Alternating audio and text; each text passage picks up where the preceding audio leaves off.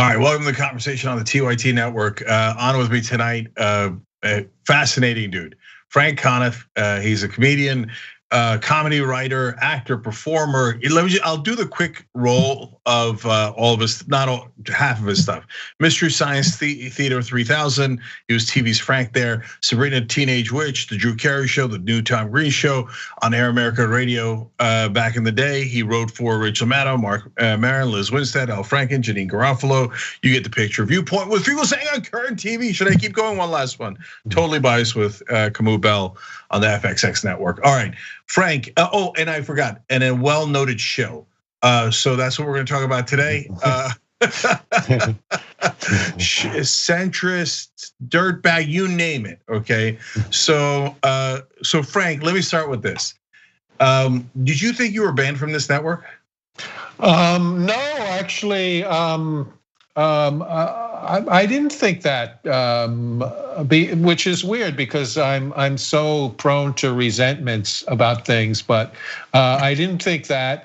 I know that when I moved away from LA, which was in 2012, that was kind of the end of my run of doing the Young Turks because, I used to be able to come into your studio, and I actually, right before I left for New York, and I left for New York because John Fugelsang hired me to work on his show on Current TV in New York. And I remember you asking me, I was at the studio and you invited me to be part of your 2012 election night coverage, which I was very touched by and very honored by. And I wasn't able to do it because I had to come to New York, so. All right, good. Because I heard a rumor that you thought we weren't having you on, and here you are. So yeah, I have been telling people that that I've been completely washed up in the world of left-wing podcasts because I used to do a lot of them, and now I'm not on any of them. But yeah, well, that part's probably true. So let's talk about that. I'm kidding, but all right. So Frank. So when did you become a shill for centrists? I don't know if I became I've been a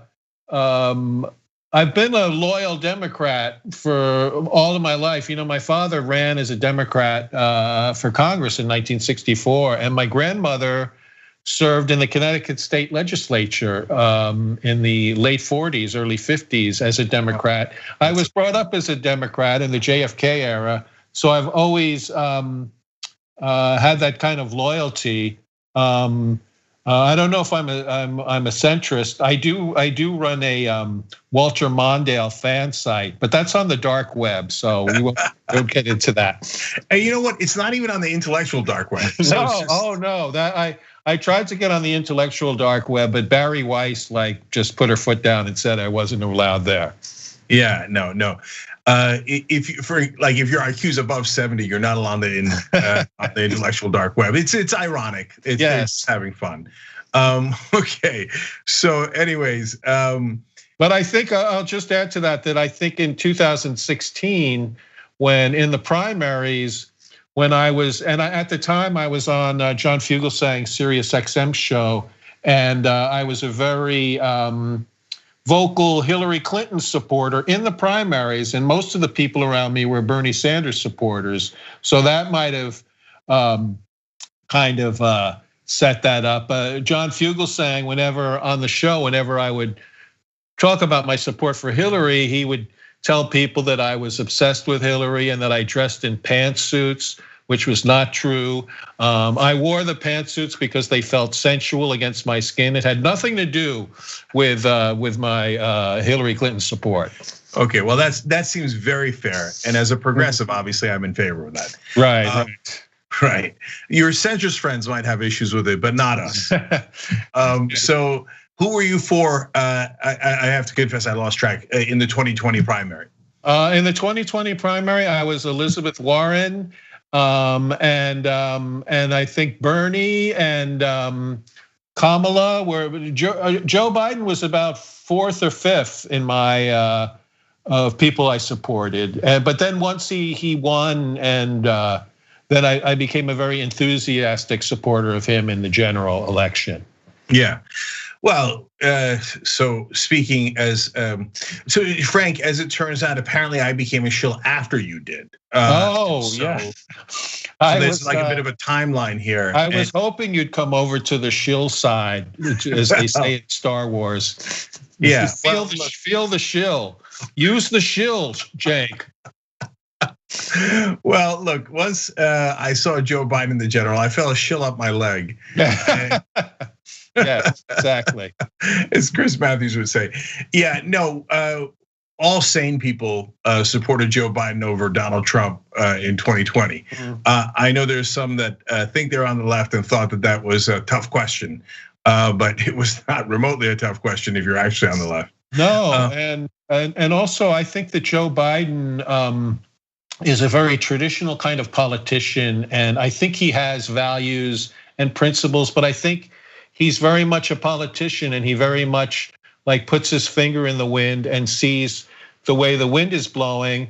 And I think at this point there's a big part of him now that feels that being progressive is the way the wind is blowing, and I think his platform and the things he's trying to do is reflecting that, and that's the part that you play and that commentators play and voters play, is by making progressivism politically expedient, or something that someone who's very involved in politics, who wants to succeed in politics, that's the part that I think that we play in that, and I think that there's been some good results from that lately.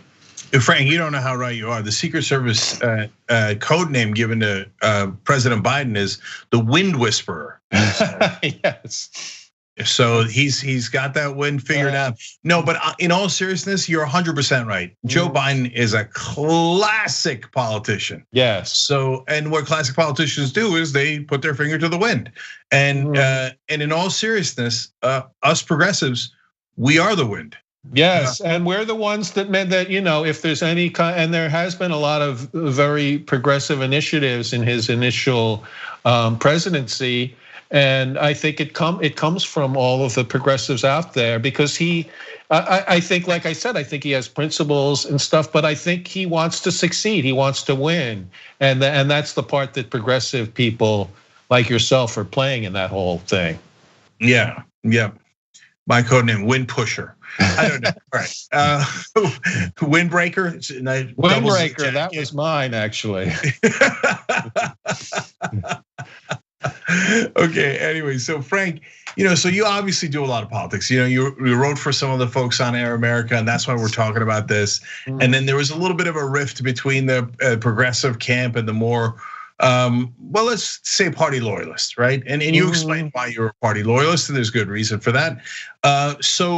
But you also said that you went Warren #1 and Bernie #2 in 2020. That's interesting, given that you supported Hillary over Bernie in 2016. So what happened in those 4 years to make you tilt a little bit more left? Well, I just, if Warren had been a candidate in 2016, I would have been totally on board with her. I'm a big fan of hers, and I find her a very inspiring figure. And I like Bernie a lot too, but Warren is someone that just really appealed to me, and so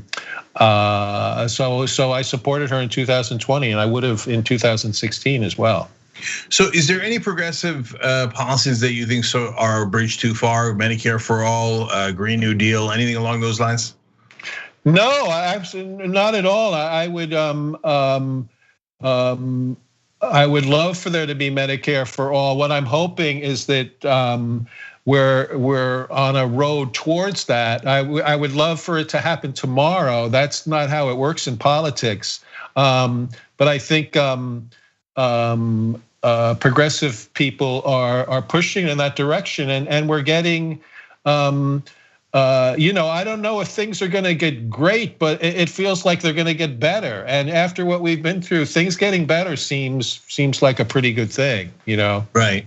So Frank, what's your take on I think you correctly assessed the Biden administration, and the right wing will push furiously from the right. And so, well, that puts progressives in a position I think that they probably would have been in anyway, but that means we got to push from the left. Exactly. Yeah. And so, but people say theoretically that makes sense, right? But when you actually push the guy, whether it's Biden or Pelosi or Schumer, then people get very uncomfortable, right? So what's your take on how to thread that needle? I think it's okay to make them uncomfortable. I think it's okay to push things forward. I think it's as a Joe Biden supporter, I think at this moment in history, it's much more important to be critical of Joe Biden than it is of policies of his that you don't like, that you don't think go far enough. I think it's more critical to point that out than to keep talking about how awful Trump is, which we've been talking about forever. It's more important to hold the people that we have hopes for, to hold their feet to the fire and push them in the direction that we hope they'll go in. And they might get uncomfortable, but that's fine, 100%. I look, it turns out we agree on so many things. Well, shills in a pot and all that stuff. All right, Frank Conniff, thank you for joining us again. Oh, it's so great to see you again, Jenks. Thank you so much. No problem. See you soon. Take care. Do you know what we do online these days? Everything. You know that. You're watching the show online. You do your banking, credit cards, passwords, all online. So do you need to be safe? Of course, it's not an option. PureVPN helps protect you online, and they actually do it for up to 10 devices, which is great. And they've got deals right now. That's why I like this sponsor. I want you to go check it out, tyt.com/purevpn. Make sure you protect yourself online. It's really important. tyt.com/purevpn. My name is Cassandra Hanks. I've been with TYT for 3 years. I am a video editor and a photographer. A main perk for working for TYT is, as being their main photographer, I get to photograph and sometimes meet some of the celebrities that come through. Susan Sarandon was amazing because she brought her dog Penny. Tom Morello is probably my favorite because I love rock music. Meeting people like Joss Whedon and Quentin Tarantino as being some of the reasons why I got into filmmaking and photography was like a dream come true. All right, well, the Young Turks special election day coverage dropping. An amazing power panel. Look at this panel. You want to talk about power? Like a smart Destiny's Child. We're all too strong. We start a revolution.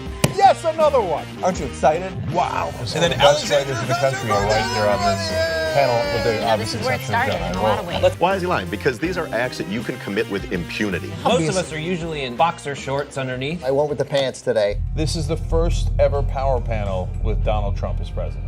We have elected the top Twitter troll in the country. We have to stop pretending that race is not an issue in this country. Now keep in mind, racism had gone away until Barack Obama brought it back. That's right. They want to protect life so much that they want to ensure that insurance companies don't cover your maternity care.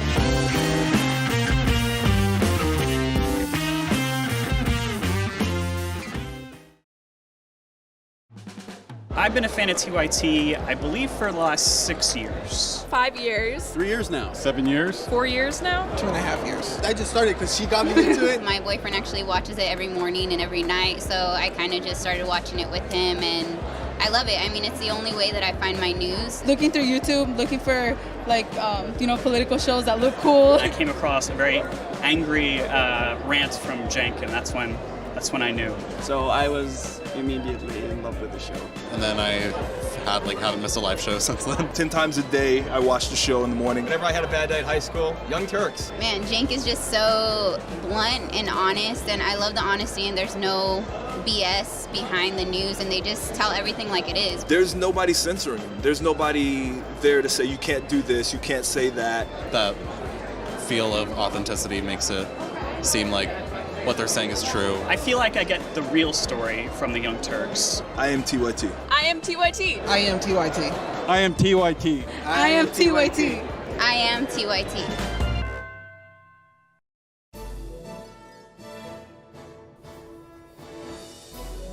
Breaking news with Brett Ehrlich. This is Brett Ehrlich with breaking news with Brett Ehrlich.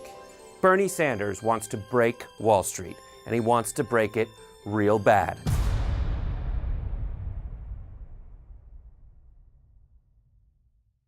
Our system is inherently rigged against the will of the people. They have 50% of the vote, and in a democracy, they should have 50% of the seats. But if you live in an insanely gerrymandered district, your vote functionally doesn't matter. We drew the map in a way that even though we get 50% of the vote, we're gonna get 13 out of the 18 seats. You don't actually have the ability to translate the will of the voters in your area into actual government policy. They should not be allowed to gerrymander these districts. We should actually have a democracy.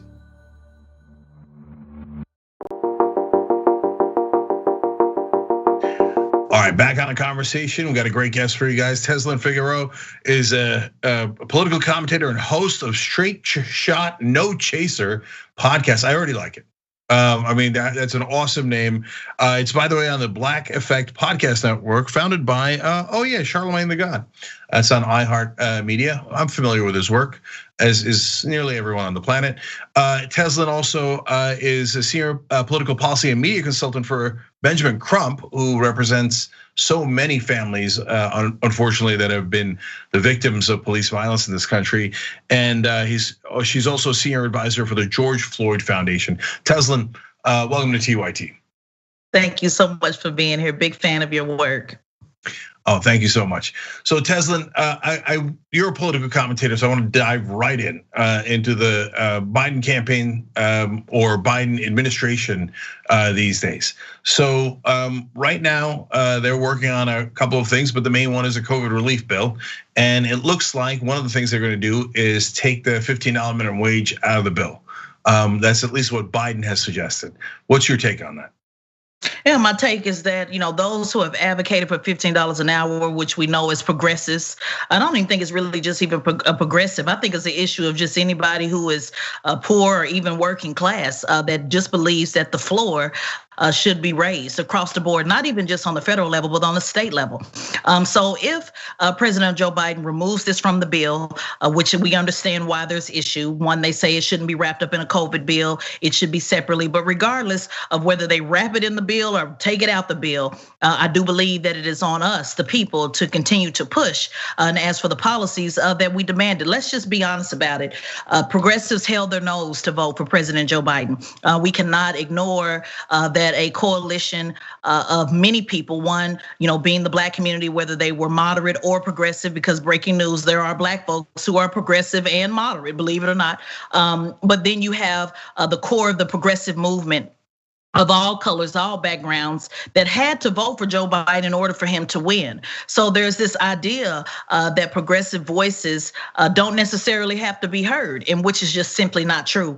You cannot win the presidency of the United States without having the progressive voice a part of that. And so those voters are owed, something for their policy as well.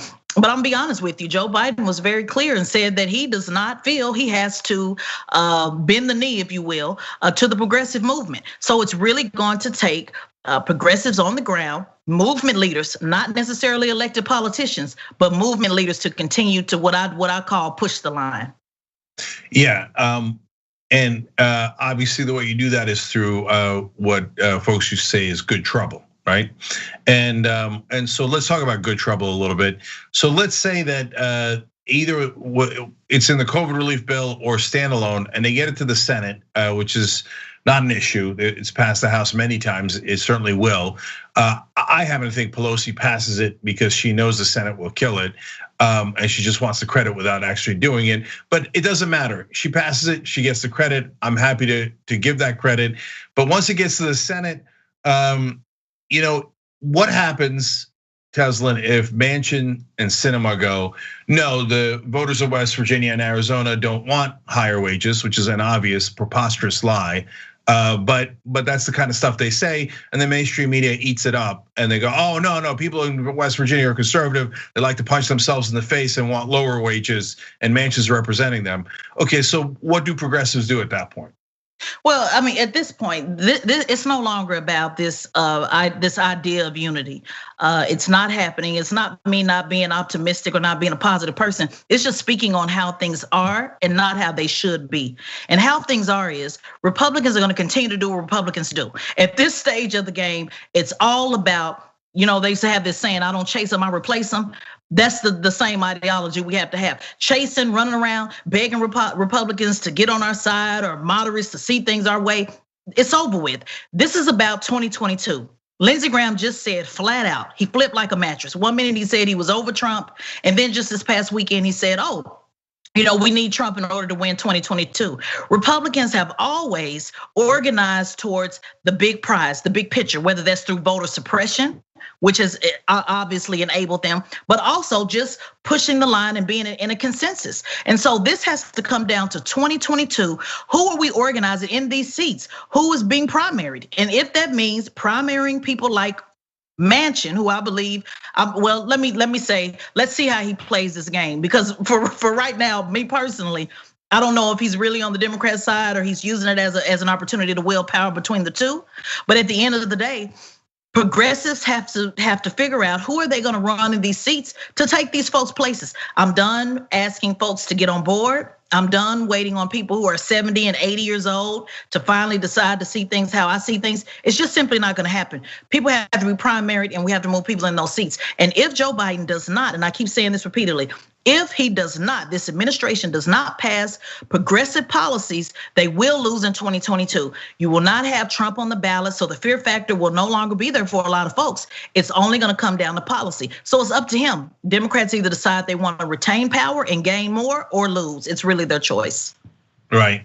Well, as we head down that path, first of all, let me note that not only do I agree with you, what you're saying is indisputable. They keep saying, unify with Manchin, and Manchin says no to minimum wage increase. Okay, well, how are we going to unify? They never clarify.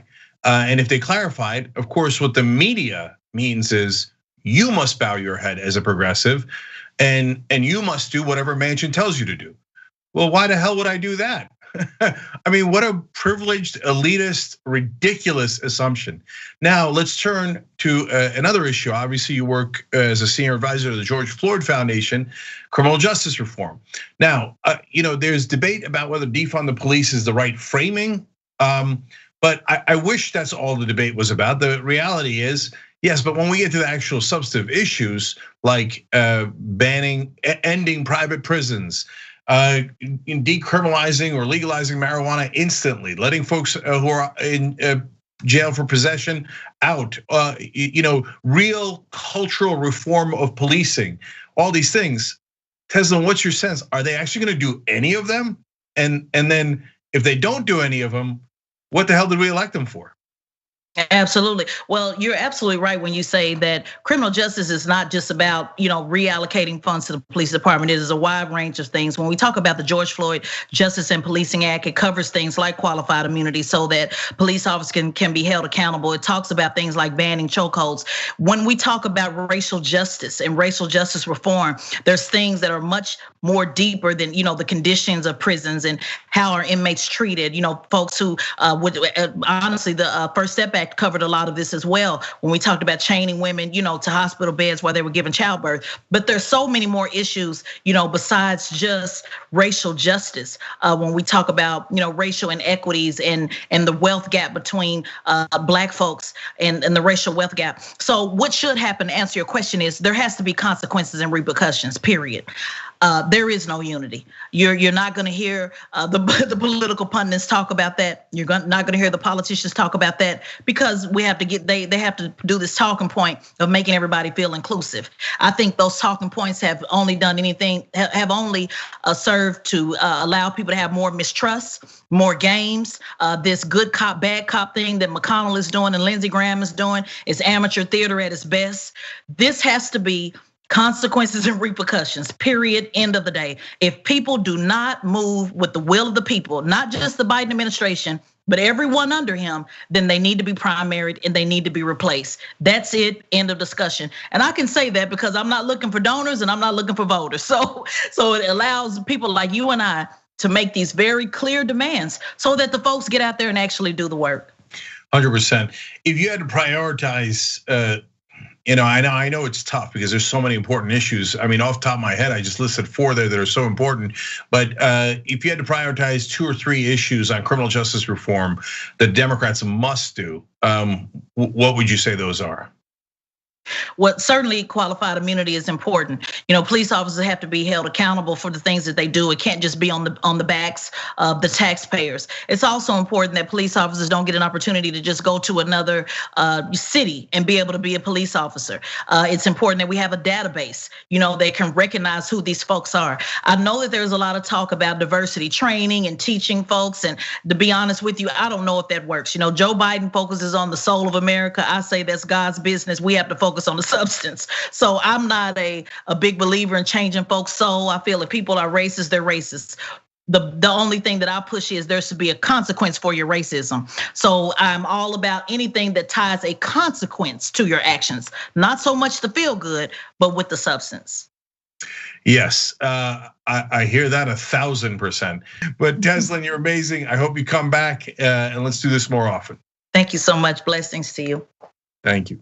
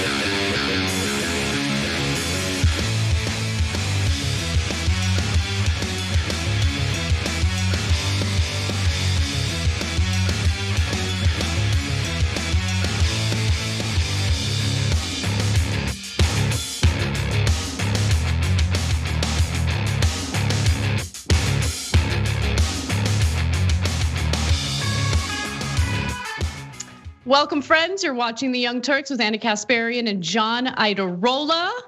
Are you the Rolla or am I the Rolla? You can be. Yeah, I don't know. John, we're gonna have a great show.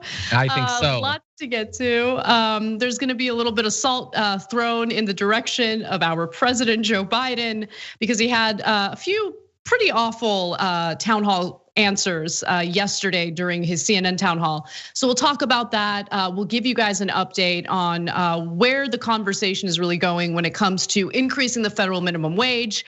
And my favorite part of that story has to do with the constituents in West Virginia who are upset at Joe Manchin for not fighting for a $15 an hour minimum wage. You guys got to get active. People in West Virginia need economic help too?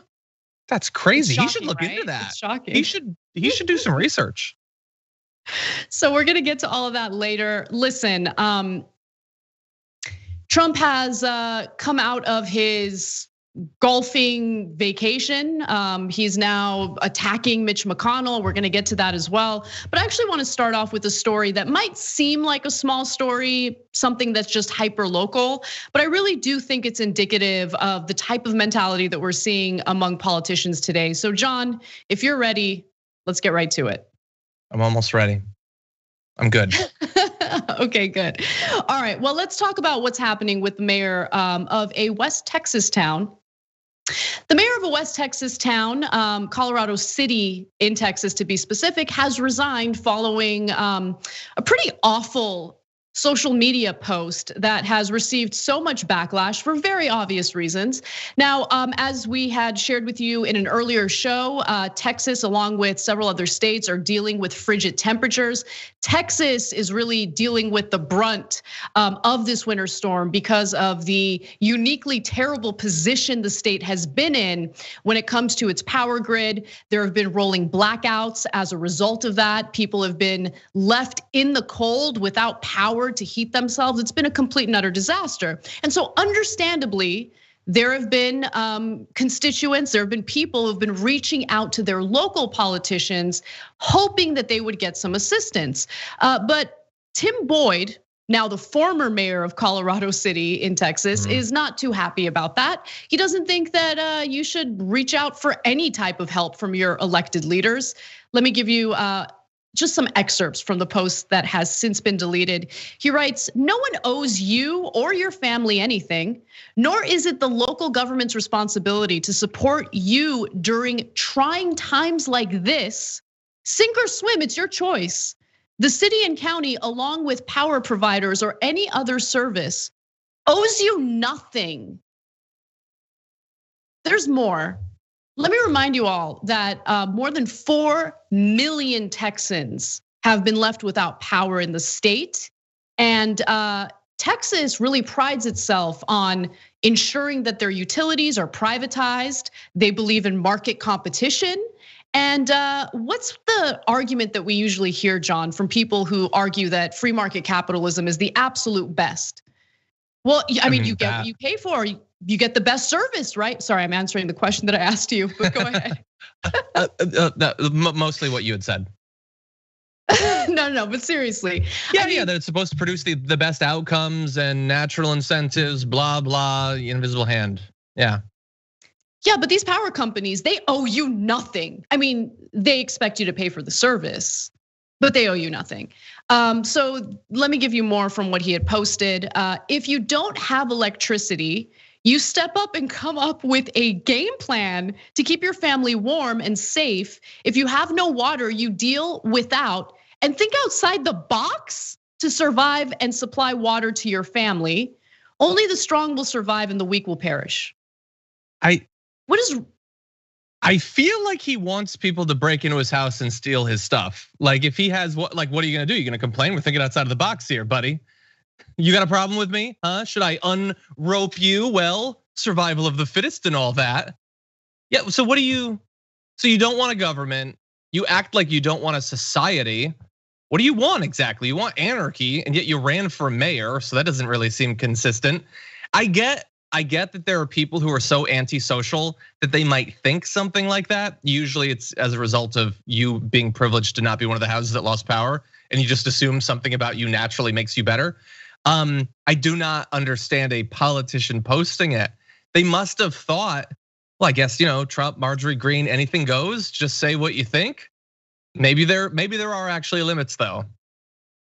Yeah, limits when people are desperate and seeking help from their elected politicians. And I know this is a local politician. And when you get this kind of response, I mean, look, I get that there are conservatives, certainly conservatives in Texas, who believe in small government. But I would venture to say that even those small government Republicans are understanding of the fact that what Texas is experiencing right now is exactly what government is supposed to take charge of and provide services in order to protect people so they don't die, right? Like the whole point of the government is to be able to protect its people. And that's not what this government's doing, that's for sure. That's not what this mayor had any interest in doing. I don't know why he had any interest in being mayor. I mean, I think that should probably be looked into. Salary, maybe? I don't know. I know, so someone in the chat, in the Twitch chat was like, this is like Mad Max. And I get it, like, sink or swim, survival of the fittest and all that. But the thing is that even in Mad Max, Morton Joe does give some water, like he gives handouts. This guy's meaner than the dictatorial post-apocalyptic leaders of Mad Max. I mean, speaking of handouts, he mentioned that specifically, writing, bottom line, quit crying and looking for a handout.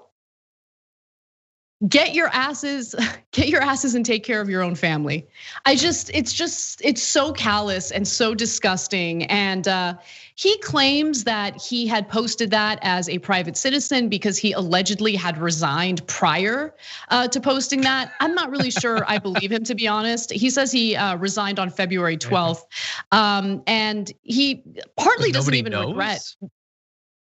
Yeah, exactly. And the city's website, by the way, also still had him listed as a mayor because guess what? He was still the mayor. My guess is this post received so much backlash that he agreed to resign. And he did also, he took down the post and then he posted something else. And you would think maybe he had originally posted when he was in the heat of the moment. He's frustrated, he's getting contacted by so many people. It's just out of his hands, he doesn't know what to do. Maybe he had a lapse in judgment. I know I'm giving him too much of the benefit of the doubt. I'm not even buying it, right? But he didn't even really apologize. The post that he put up later was this: I won't deny for 1 minute what I said in my post this morning. I was speaking as a citizen as I am not the mayor anymore. I apologize for the wording and ask that you please not harass myself or my family anymore. And what he's referring to regarding his family is the fact that his wife jumped in to defend him.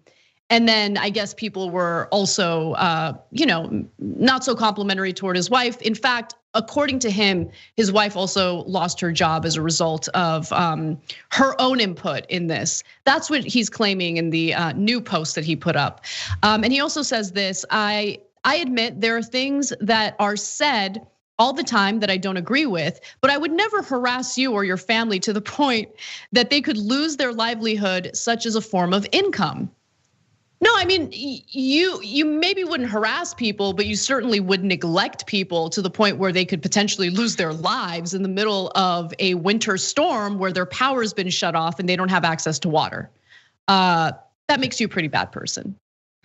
Yeah, and I guess it's, whether it's true or not that he resigned, and it almost certainly isn't that he had already resigned. This is still what you think. Is it better in some way that a private citizen, who apparently is weathering the storm okay, thinks that everyone else who wants aid should stop complaining? I guess it's less of a crisis because you can't have your leader doing that, although that is apparently who he was when he was the leader. And should he seek political office in the future, this is what he thinks about the role of government and its relationship with the citizenry. Don't harass his family, I guess. I don't know. If I had any more advice to him, I would say, bottom line, dude, quit crying and looking for a social media handout. Get off your asses and take care of your own family. No, but see, we don't actually think that. This is how he thinks about the world. We want you to join us in society, which is a much nicer place to live. Yeah, and I mean, even one of our members had commented about what's going on in Texas right now is pretty awful. And this member had remembered the fact that Texas had sent California rakes when we were dealing with some pretty severe wildfires. And it was a way to kind of rub the fact that we were suffering in our faces, which is a pretty horrendous and hideous thing to do. And so, the suggestion is to mock Texas for having such an awful power grid and in overwhelmingly privatized system that has only hurt the residents of Texas right now. And I made this argument about we want to be better than that. We want to see people in this country as people, regardless of their political beliefs. We don't want people to suffer. There's all sorts of innocent people suffering in Texas right now, and it's not right. But little did I know that Texas had its own politicians that wanted to see their own people suffer. That's what we're dealing with in this country. I mean, it's not just in a federal level of government. I mean, even with a hyper local politician, such as a mayor of a town of 4,000 people, he just decides to openly, transparently give his own constituents the middle finger, and he has no remorse. He's completely unapologetic about it. In fact, he ended up making himself out to be some sort of victim because of his wife allegedly losing her job after she had engaged in the same commentary, basically. So it's pretty devastating. I'm glad that he stepped down. He has no business representing anyone because he doesn't care about the best interests of anyone other than himself and his family. And that's not the type of person who should be a politician or any kind of representative in government. Yeah. All right. Well, John, there was a story that broke today, and it had to do with. Sorry, I'm exhausted. I had insomnia last night, but let's get to the next story. So, Donald Trump has been missing in action lately, and honestly, it's been a little bit of a relief. The news cycle hasn't really been dominated by his tweets and his nonsense. But Rush Limbaugh died today, and Trump was invited on Fox News to share his thoughts. Maybe he has some kind words for Rush Limbaugh. Maybe he wants to reflect on the memory of Rush Limbaugh. But remember, it's very on brand for Donald Trump to do what you're about to watch in this wonderful compilation put together by Jordan Uhl. And he was one of the people that said we were going to win. He thought we were going to win. Well, Rush thought we won. So do I, by the way. I think we won substantially. And Rush thought we won. I was disappointed by voter tabulation. And a lot of other people feel that way too, but Rush felt that way strongly. And many people do. Many professionals do. I think it's disgraceful what happened. We were like a third world country on election night with the closing down of the centers and all of the things that happened late in the. And I don't think that could have happened to a Democrat. You would have had riots going all over the place if that happened to a Democrat. We don't have the same support at certain levels of the Republican system. And he was furious at it. And many people are furious. You don't know how angry this country is. He was somebody that really felt that was a very important victory for us. We should have had it, that we did have it. But he was somebody that felt that was a very important election, and I did too. I mean, I did too. You see what's happening now. We played golf together a little bit. He was a very strong guy, physically very strong, hit the ball a long way. He finally said something about him. Probably wasn't true, but he said it. I will say this. His commentary about Rush Limbaugh and him remembering Rush Limbaugh was certainly far more kind than anything I have to say about Rush Limbaugh. So I'll give him that. But of course, I mean, it's so on brand for Trump to make this about him and about repeating, by the way, the very same lies that led to a violent riot in our nation's capital where, a cop was killed, 5 people total died. He was impeached for it. I mean, it's just unbelievable, absolutely unbelievable. He doesn't care, he doesn't care. He's emboldened by the fact that he never has to suffer the true consequences of his actions because Republican lawmakers are so pathetic, so weak, so cowardly, so feckless, and so self-interested in their own political careers that they'll let him get away with anything, including doing something that incited violence toward them as they were in the Capitol, counting electoral votes. I mean, it's amazing.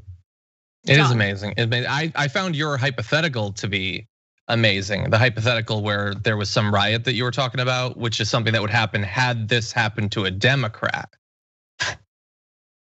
You guys said before the show that he had called in and had talked about how he won. I had no idea how long it would go on, and I imagine that wasn't the whole thing. That's the sort of thing where, like, in an episode of Seinfeld, it'd be a montage, and it'd just be like an ashtray with more cigarettes like in it. He just kept talking and talking and talking and talking and talking, and that's insane to me. He's been gone for weeks. This is the first, at least for me, maybe he did something else. This is the first I've actually heard him speak since the inauguration. And now I have to assume that every minute from then to now has been filled with him just repeating it was a terrible thing, the thing that happened with all the things that happened and they stole it and how could they? And he's still, but to do it because he knows it doesn't matter. Like, he can continue to say it was stolen, the mob was right to try to overthrow it. We didn't have enough support from certain levels of the Republican Party structure to do what, I don't know, but presumably to steal the election. And no one who voted to acquit him has to explain themselves. They're not gonna face any questions about that. It's just absurd. He might never stop talking about this. Remember how long he spent talking about Hillary Clinton after he already beat her? He was obsessed with that years after he won. What is it gonna be like years after he lost? John, the Obama birth certificate thing. I mean, he doesn't let things go. And it doesn't matter how much evidence there is disproving whatever he's believing at any given moment. You're right. I mean, he is going to push this lie, regardless of what the consequences may be for everyone else. Obviously, he doesn't get to suffer the consequences. Yeah. Dude, just let it sink in for a second. I know we've said this before, but it never gets old. Like, it's shocking every time I really stop and think about it. On the day of the riots, Trump told his supporters that he was gonna march to the Capitol with them, giving them a reason to believe that the violence that they were about to engage in, breaching the Capitol building, everything they did had some legitimacy in it, right? Legitimacy to it, because the president of the United States is encouraging us to do it. In fact, he's gonna be there with us. And he turned around and went to the White House and watched TV as these insurrectionists engaged in the criminality that they're now facing federal charges for. Yeah. And Trump's not gonna save them from their criminal charges. They're on their own. It's just amazing. And he just keeps doing it because, hey, I mean, if the Republican Party refuses to hold him accountable, why would he stop? Yeah. Well, we got to take a break. When we come back, though, Trump isn't done speaking. He is now attacking Mitch McConnell and doing it viciously, even though Mitch McConnell voted to acquit him in his second impeachment trial. We'll be right back.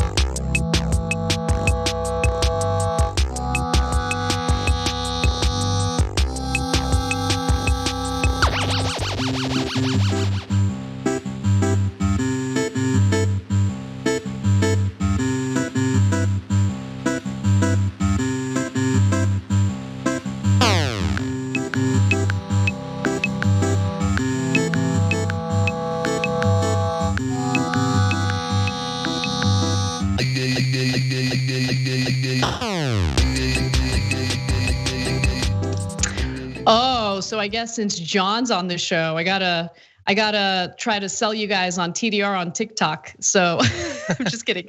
Come on, please, no, but please, send them to you guys should totally follow the Damage Report on TikTok. So all you do is search the Damage Report and you'll find it, and you should definitely follow it because it'll be awesome. John, do you post like dancing videos on there? Is that what's going on? I have not yet. Oh, okay. Looking forward to it. It's gonna be great. Jason Carter danced on TikTok though. That's something. I think people would prefer that actually. No, I've seen you dance. I think people would also prefer to see you dance. You should do it. It'll be good. Also, Happy Half Hour is on Twitch. You should already be checking out our Twitch channel. And Happy Half Hour only sweetens the deal. So you can check it out tonight after the post game at 8:30 p.m. Eastern time, 5:30 p.m. Pacific. And as you guys know, the host of that show is Brett Ehrlich. And the best part about it is that you get good news and good booze. So check that out at twitch.tv/TYT. Moving on to member comments. Brad Boxwine writes in and says that the city and county owe you nothing. Also remember, pay your taxes. Exactly. By the way, can I also say, like, what drives me crazy about like the local tax wars is, you know, Texas has much higher property taxes than California does. So when they're like, Texas doesn't have state taxes. No, they find a way to tax you no matter what, because they still have to pay things. Like they have to pay for services. So if you're not paying through sales taxes or property taxes or whatever, they'll find a way. Like Florida, they don't have state taxes. Yeah, but you gotta pay every time you use a road. Like every highway is a toll road, every single one. Like it just drives me nuts. Anyway, moving on. Bolu writes in and says, I work for a company that has a regional office in Dallas, and my coworkers in Dallas have like 4 hours of power every 10 hours. It's a total nightmare. Man, I really feel for you guys. Please do whatever you can. And by the way, if there's anything we can do, anything our audience can do to help support, maybe send blankets, stuff to help you guys keep warm, let us know, because no one should be suffering the way that you guys are. And it's just absolutely sad that the government has abandoned you, the local government. Kofefe writes in and says, I hope the citizens stop paying taxes after this. There's no point anymore if the government isn't going to step in when they're in need. Colorado Blue Blazer, I think we should finally call Republicans what they are, barbarians. Some of us fight for civilization. Some want to live outside of civilization. Republicans want to destroy civilization just like barbarians. Totally agree. Let's get back to the show.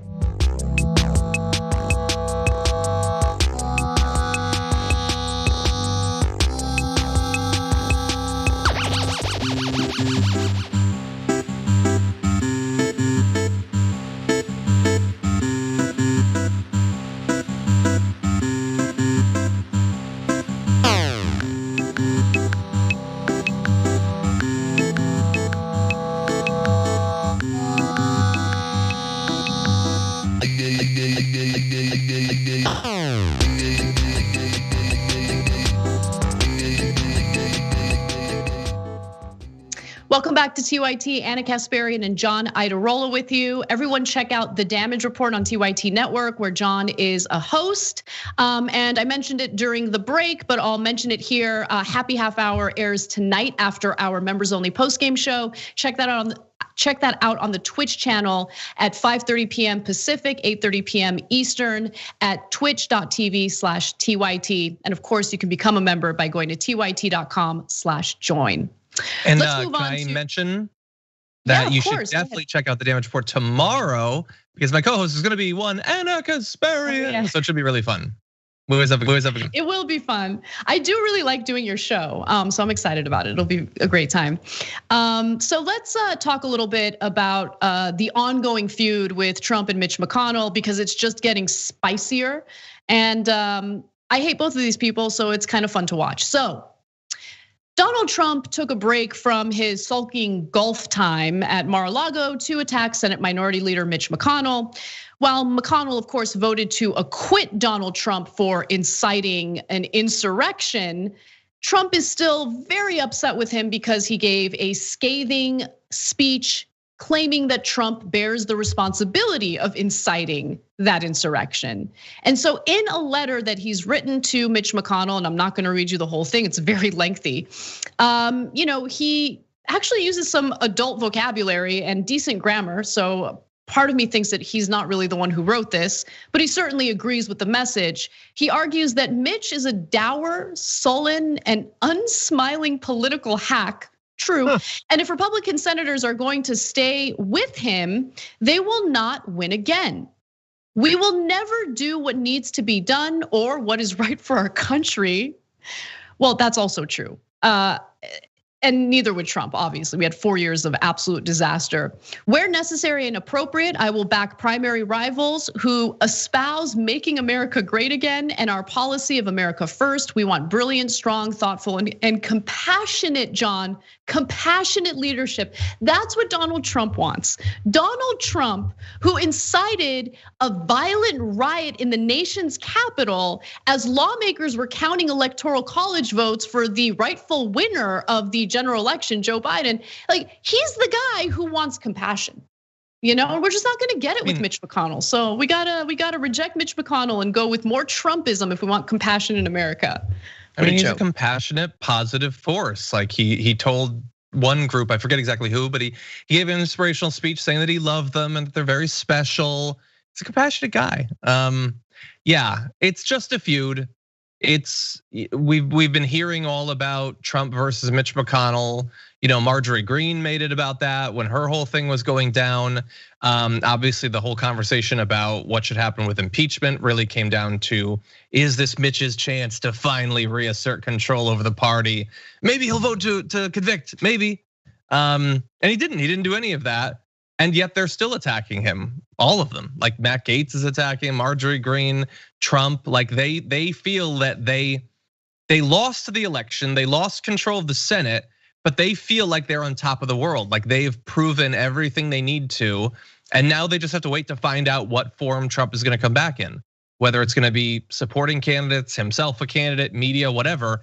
They're definitely sure that it's going to be him. And that Mitch McConnell, despite all of these successes, I think us as his opponents, we can clearly see the stuff he's done that's been effective. They either take it for granted or don't even care about it. Mitch McConnell succeeded in confirming hundreds, literally hundreds of Donald Trump's federal judge picks, like nominees, hundreds of them. And honestly, part of that was a giant failure on the part of Chuck Schumer, who struck a deal with Mitch McConnell in order to fast track some of these confirmations. But legislative wins. I mean, Mitch McConnell certainly delivered when it came to passing Trump's tax cuts, really the only real policy that Trump was able to pass. But when it came to most of his policies, most of his agenda, Mitch McConnell played along with him, refused to go against Trump, really. I mean, one of the only cases I can think of where Mitch McConnell clearly acted against what Donald Trump wanted was when he ensured the passage of a veto-proof bill to fund the military, the National Defense Authorization Act. So, I mean, it's just amazing how, even though Mitch McConnell voted to acquit Trump, it's just not good enough because he, gave that scathing speech, and then later, over this past weekend, McConnell also wrote some sort of op-ed that also upset Trump because Trump does bear the blame. He is the one who's responsible for riling people up and encouraging them to do what they did in those riots in the Capitol. Yeah. Trump also writes, my only regret is that McConnell begged for my strong support and endorsement before the great people of Kentucky in the 2020 election, and I gave it to him. He went from 1 point down to 20 points up and won. How quickly he forgets. Without my endorsement, McConnell would have lost and lost badly. Now his numbers are lower than ever before. He's destroying the Republican side of the Senate, and in doing so, seriously hurting our country. Remember, Mitch McConnell doesn't have to seek re-election for 6 years. So that's probably what made him feel empowered enough to give that speech. But if he was feeling so empowered, he should have voted to convict Donald Trump. Like the half measure is a really weird strategy, especially coming from someone who I disagree with wholeheartedly when it comes to politics. But Mitch McConnell's not a dumb guy. He's usually very strategic and pretty effective. Yeah, he's far more evil than he is dumb. And I don't know if he would have been able to, if he really wanted to convict Trump, if he and 8 others, I forget exactly what the number, 9 others, he and 9 others, if he would have been able to get them. I don't know that he would have necessarily. But I just like the stuff, the attacks that Trump is making against Mitch McConnell. I get it. You want the party to be aligned behind you rather than him, but like, is Mitch different than he was 2 months ago? I don't think so. I think whatever awful attributes you're attributing to him, he had then. So how stupid were you to put your strong support and sway the election by 21 points in a day and a half? That was a dumb thing for you to do then, wasn't it? But no, like none of this, it's all whatever he wants it to be. So he simultaneously, you have to believe this, from the point of view of his fans, can come in and give 21 points to Mitch McConnell. And at the same time, even though he was campaigning for Perdue and for Loeffler, they lost, but that has nothing to do with him because Mitch McConnell's such a drag that he can overwhelm the vote in a redder state. Even though Trump was able to overwhelm Mitch McConnell's lack of charisma and dour demeanor in his own home state, none of it makes any sense. Trump had some effect on some of the elections, and they lost the House and they lost the Senate. Yet he comes out of losing he lost the White House, he lost the Senate, he lost the House. And they're all sure, as we'll get to eventually with Lindsey Graham, they're all sure that no, he's still a massive winner. Mitch McConnell, who won re-election, is the loser. Trump, who lost it all aside from the Supreme Court, is the true winner. And they think that without feeling they don't question it at all. It's obviously true that they would rather lose and complain about how they actually won with a landslide than just actually win. They prefer Trump's way. Well, it's really interesting to see what's happening with the Republican Party right now because they certainly did lose, but not by much. I mean, I think it was tens of thousands of votes total in certain states where Biden was able to pull off a win. And the Electoral College is still, incredibly undemocratic. Yep, it is. And look, the way that this, with the gerrymandering, the Electoral College, it undeniably gives Republicans an advantage when it comes to the general election. There's no question about that. But my point is, what it appears is the Republican Party, meaning the politicians, people like Gaetz and Lindsey Graham, they're hyper focused on appeasing Republican voters. Whereas I think a smarter strategy is to look at, voters in general and think about what you can do to increase the number of people who are willing to vote for your party. And I don't know how this is gonna play out in the future, but I highly doubt independent voters are watching what's happening with the Republican Party right now and thinking like, yeah, this is great, I want that. But what Lindsey Graham is terrified of is Trump's base. He's afraid of Trump's insanely loyal Republican voters. And so he's made a political calculation, Matt Gaetz has made a political calculation to really latch on to that and not really do much to expand the Republican voting base. And I don't know if that's a winning strategy. The only thing I do know without a shadow of a doubt is that Trump's base is in fact loyal and they're unwavering in their absolute devotion to Donald Trump. So that might end up hurting Mitch McConnell somehow down the line. There are calls for new Republican leadership in the Senate as a result of Mitch McConnell's scathing speech against Donald Trump. We'll see how it plays out. But I do know that I do know that Mitch McConnell desperately wants to rid the party of Trumpism, but that is not gonna happen when you have Republican lawmakers like Matt Gaetz, like Josh Hawley, like Lindsey Graham, basing most of their political messaging and campaigning on pandering to Trump's base. Trump isn't just gonna go away unless Republican lawmakers stop talking about him. Unless the media, the right-wing media stops talking about him, and they're not gonna stop. So Mitch McConnell is kind of stuck in a tough spot, and I don't envy him, but I'm also kind of enjoying watching this because it was people like Mitch McConnell who empowered and emboldened Donald Trump, like paved the way for people like Donald Trump. So one of the many people that thought, I can use this.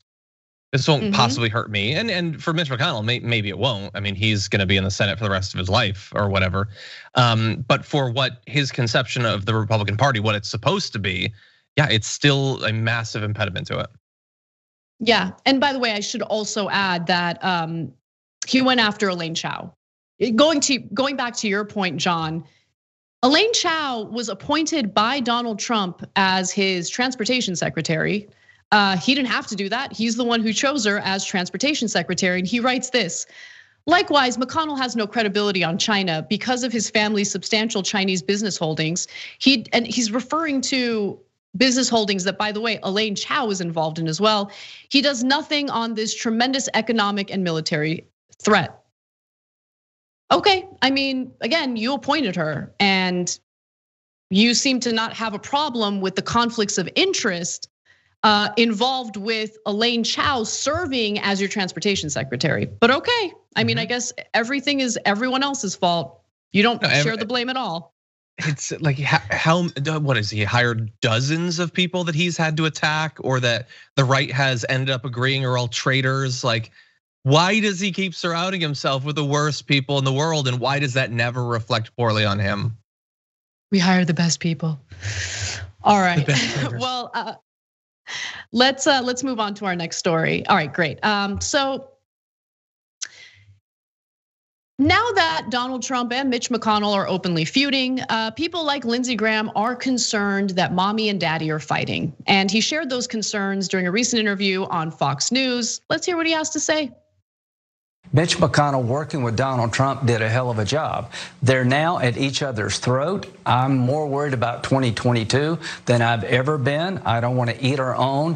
President Trump is the most consequential Republican in the party. If Mitch McConnell doesn't understand that, he's missing a lot. But my beef is not with Mitch McConnell because he has the same policy views I do. My beef is that we need to knock this off. Kevin McCarthy is the leader of the House Republicans. He's taken a different approach to President Trump. I would advise Senator McConnell to do that, as to President Trump. In that poll, you own the Republican Party, my friend, but 55% of the people wanted you impeached and removed. You are the hope of the future of conservatism, President Trump, but we got to make some changes to get back to White House in 2024 and have a Republican majority in the Senate and the House in 2022.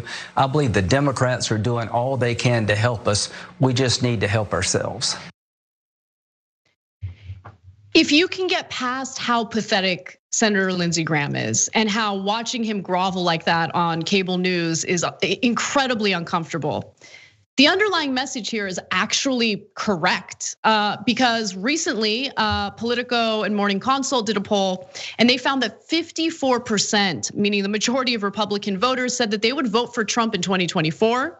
And that's up from 42% in January in the immediate aftermath of the riot.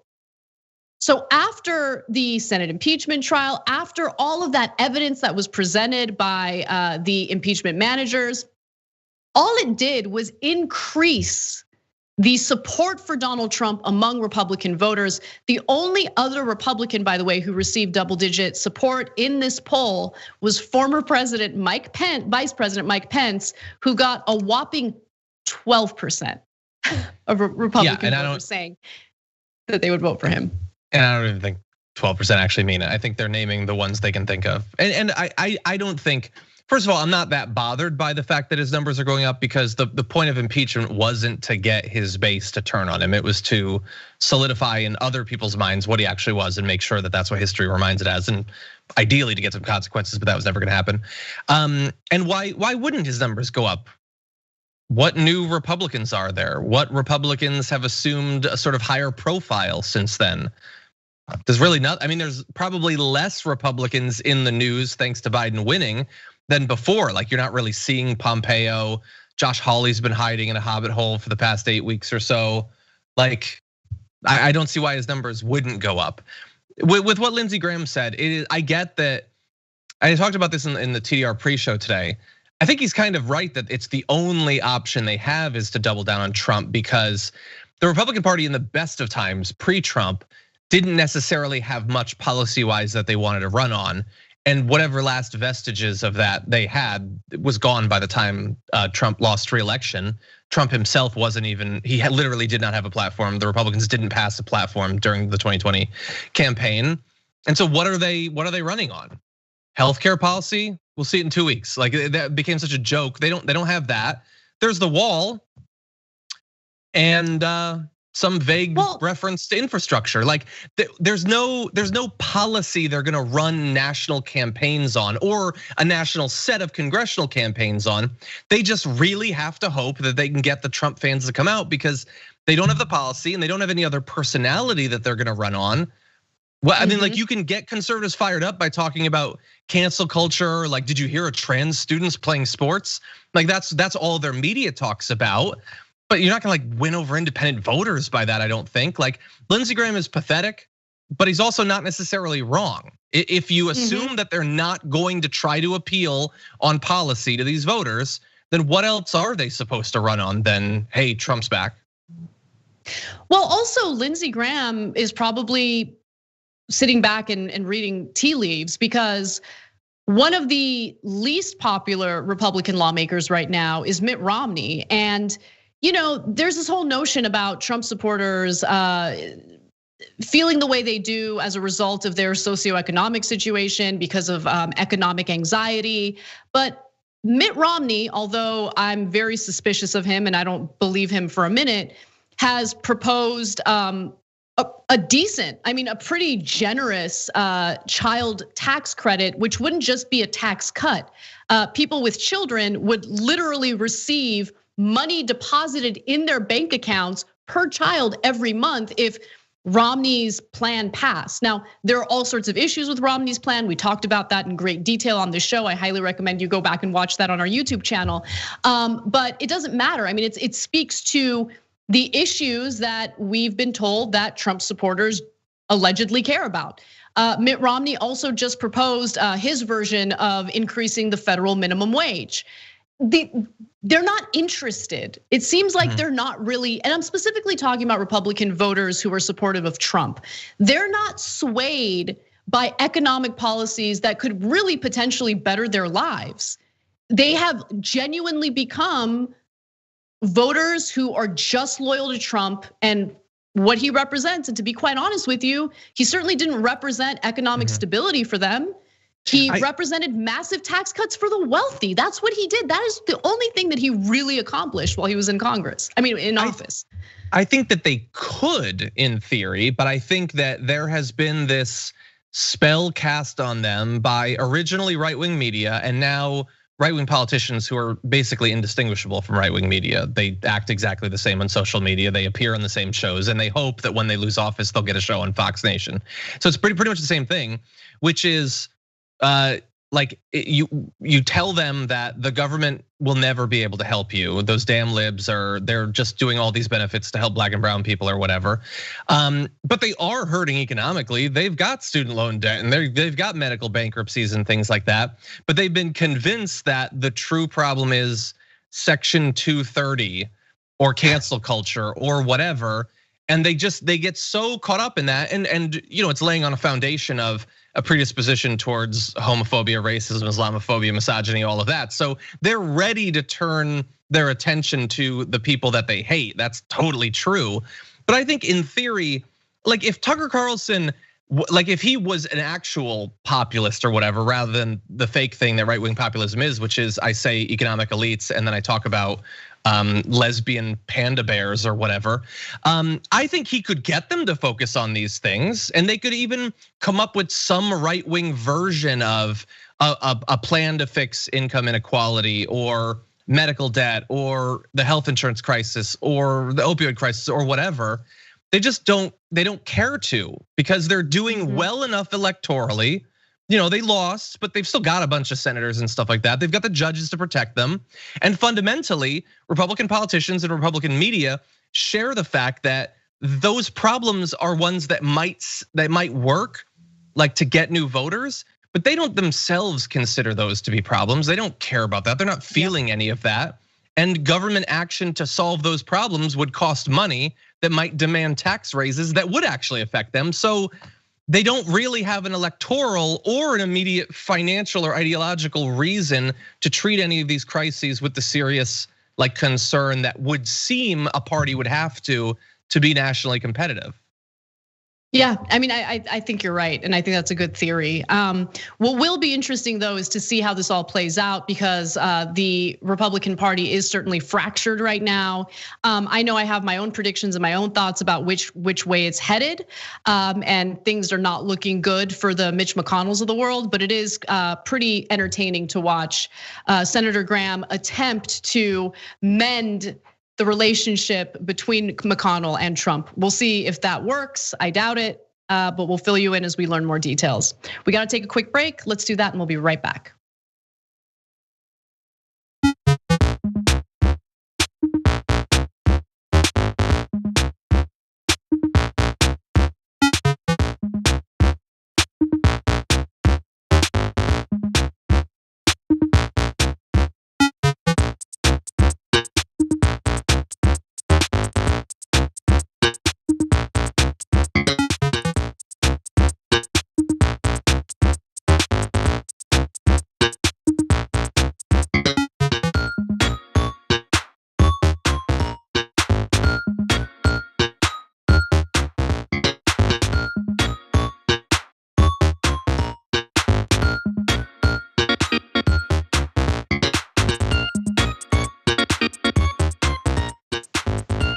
Hey guys, welcome to our social break. Okay, God, there's so many great comments. I'm gonna read as quickly as I can, okay? Because I want to get to as many as possible.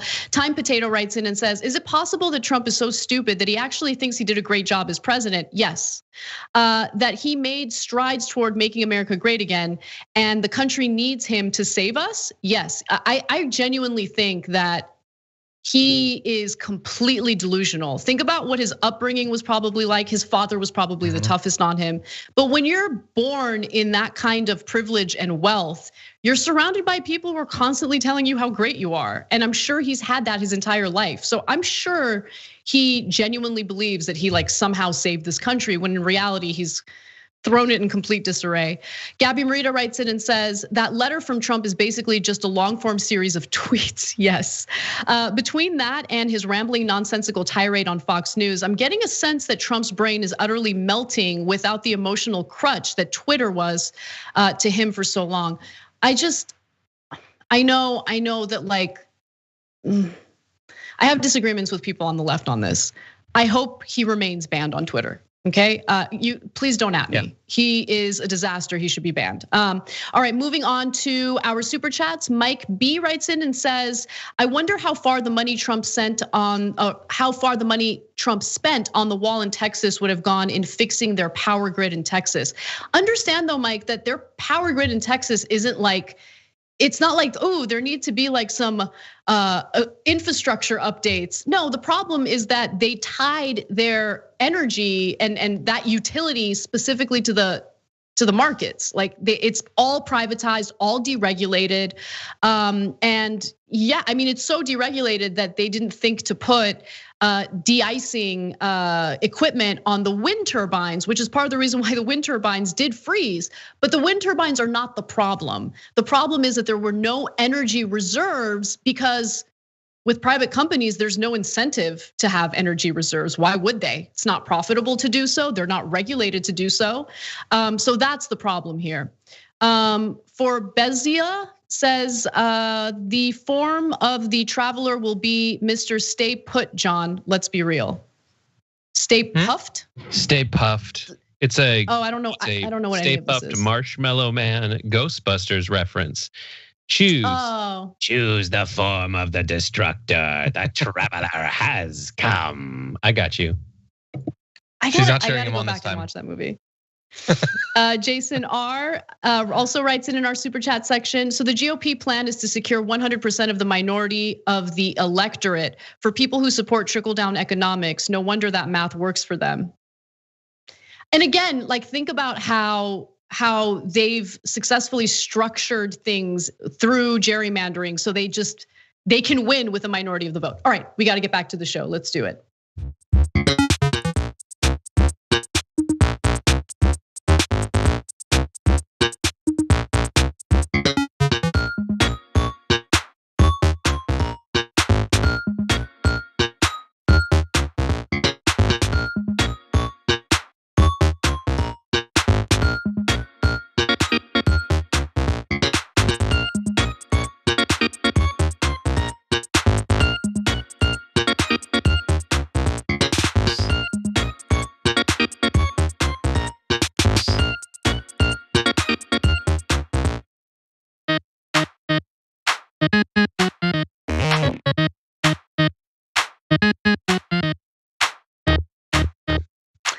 Hey everyone, welcome back to TYT. Anna and John with you. Now let's move on and talk a little bit about the coronavirus and when people can expect schools to open. I know parents are definitely ready for that. So Joe Biden recently had a town hall on CNN, and there's been a lot of confusion about when schools can expect to be open amid the coronavirus pandemic. Now, earlier, we heard that Joe Biden wanted to ensure that schools open, that specifically the majority of K-8 schools open by the end of his first 100 days in office. He actually rebuffed that earlier claim that was made by his press secretary, Jen Psaki, that the president's goal was to have the majority of schools open at least one day a week in person in the same time frame. So again, different messaging from different people within the administration. It has been confusing. And so he addressed that during the town hall. Let's take a look at how that went down. Your administration had set a goal to open the majority of schools in your first 100 days. You're now saying that means those schools may only be open for at least one day a week. No, that's not true. That's what was reported. That's not true. It was a mistake in the communication. But what I'm talking about is I said opening the majority of schools in K through 8th grade, because they're the easiest to open, the most needed to be open in terms of the impact on children and families having to stay home. So when do you think that would be K through 8, at least 5 days a week? I think we'll be close to that at the end of the first 100 days. We'd have a significant percentage of them being able to be opened. My guess is they're going to probably be pushing to open all summer, to continue like it's a different semester. Do you think that would be 5 days a week or just a couple? I think many of them 5 days a week. The goal will be 5 days a week. Now it's going to be harder to open up the high schools for the reasons I said. It's just like if you notice the contagion factor in colleges is much higher than it is in high schools or grade schools. So I definitely understand the need to reopen schools, especially for younger students. I mean, I think about my own niece who's 4.5, and having that interaction with children her age is so important. Being cooped up at home all day long with stressed out parents can't be good for her. And I'm sure that so many other families are experiencing the same thing. But what's missing from this conversation, in my opinion, is the fact that schools across this country are not funded equally.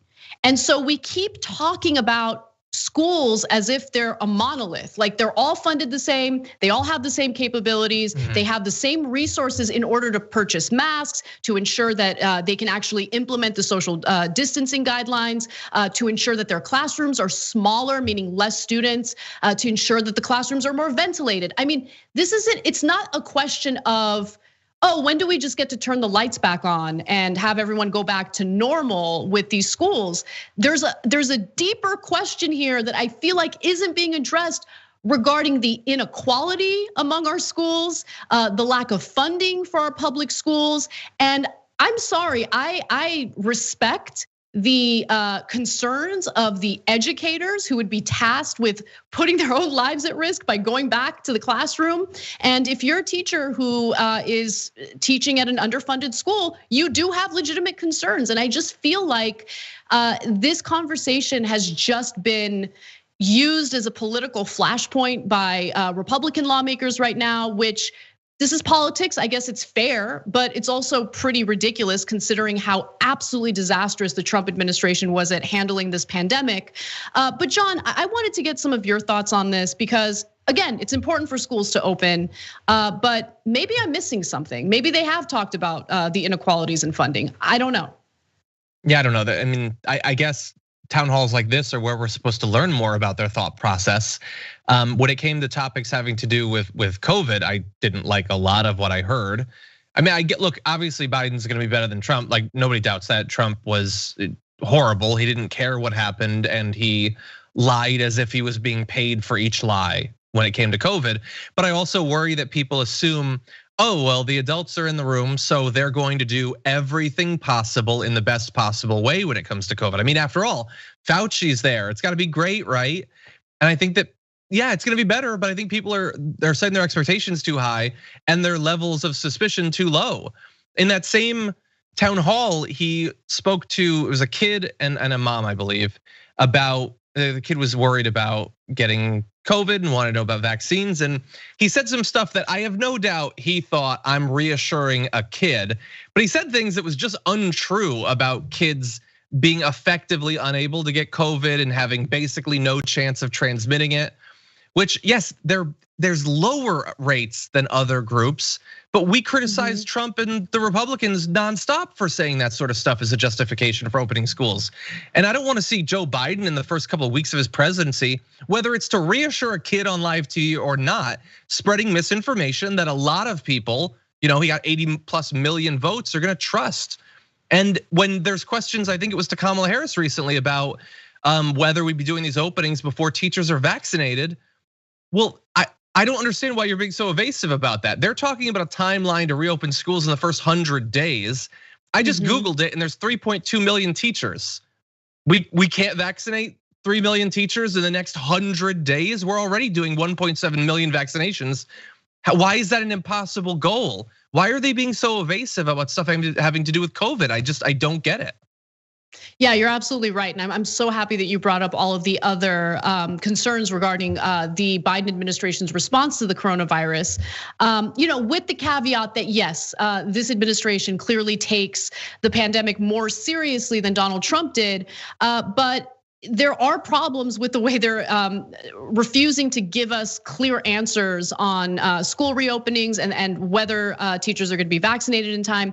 Biden reiterated that he believes that by July, we will have 600 million vaccine doses available to ensure that everyone who wants a vaccine can get vaccinated.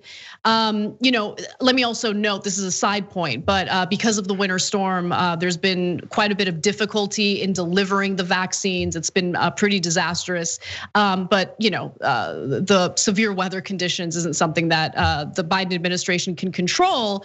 But I do think they can control their messaging and be absolutely clear. And more importantly, please talk about the funding. Talk about, look, we want to get these schools open. We want to make sure that everyone can go back to school in a safe and healthy manner. But in order to do that, something that Republicans claim they want to do, because Republicans are already campaigning against Biden using this very issue. If they genuinely care about it, let's go. Let's fast track the economic relief bill and let's make sure that our public schools get the funding they need in order to open safely. It's easy messaging. And I just feel like he drops the ball on this issue all the time, which opens the path for bad faith actors like Senator Roy Blunt, Republican, using this as a way to attack Biden as if they were any better in addressing these issues. I think everyone is hearing the same thing from their constituents. Kids are not learning what they ought to learn, and this is having a huge impact on the way families hope to live. And to be sure, it is having a huge impact on families, especially mothers who are now expected to mother 24 hours a day, teach their children, do the jobs of teachers, and then on top of that, work their full-time jobs, because we all know that you need a dual income household in order to survive in this country. It's just such a terrible situation. Yeah, I know that we're close. Yeah, a lot of his answers about things like student loan debt cancellation and stuff like that were very frustrating. Yeah, Nando and I will talk about that in hour 2, but I can't wait to get to that story. Let's actually end the first hour though with some positive news, because believe it or not, there is positive news, and it's a quick story. I just think it's important to share it with you guys. So, Black Lives Matter had the message of defunding the police. And I think a lot of bad faith actors tried to twist that message and make it appear as though they just want to abolish the police altogether. But really, it was a conversation about funding, meaning redirecting the money that we spend on policing towards services that can actually better people's lives. And a good example of that is what is now being proposed by the Los Angeles Unified School District, the second largest school district in the country. They are rethinking their school policing program, and they're reorganizing how these resources are being spent. So the school district's meeting agenda noted that money will go from the police agency to a Black student achievement plan to empower community groups, improve student literacy, and reduce the over-identification of Black students in suspensions, discipline, and other measures. This is really, really great news, guys, especially when you consider that this is a school district that has 600,000 students. They're focusing on actually providing more opportunity for their students as opposed to policing them and making them out to be criminals when they're just minors.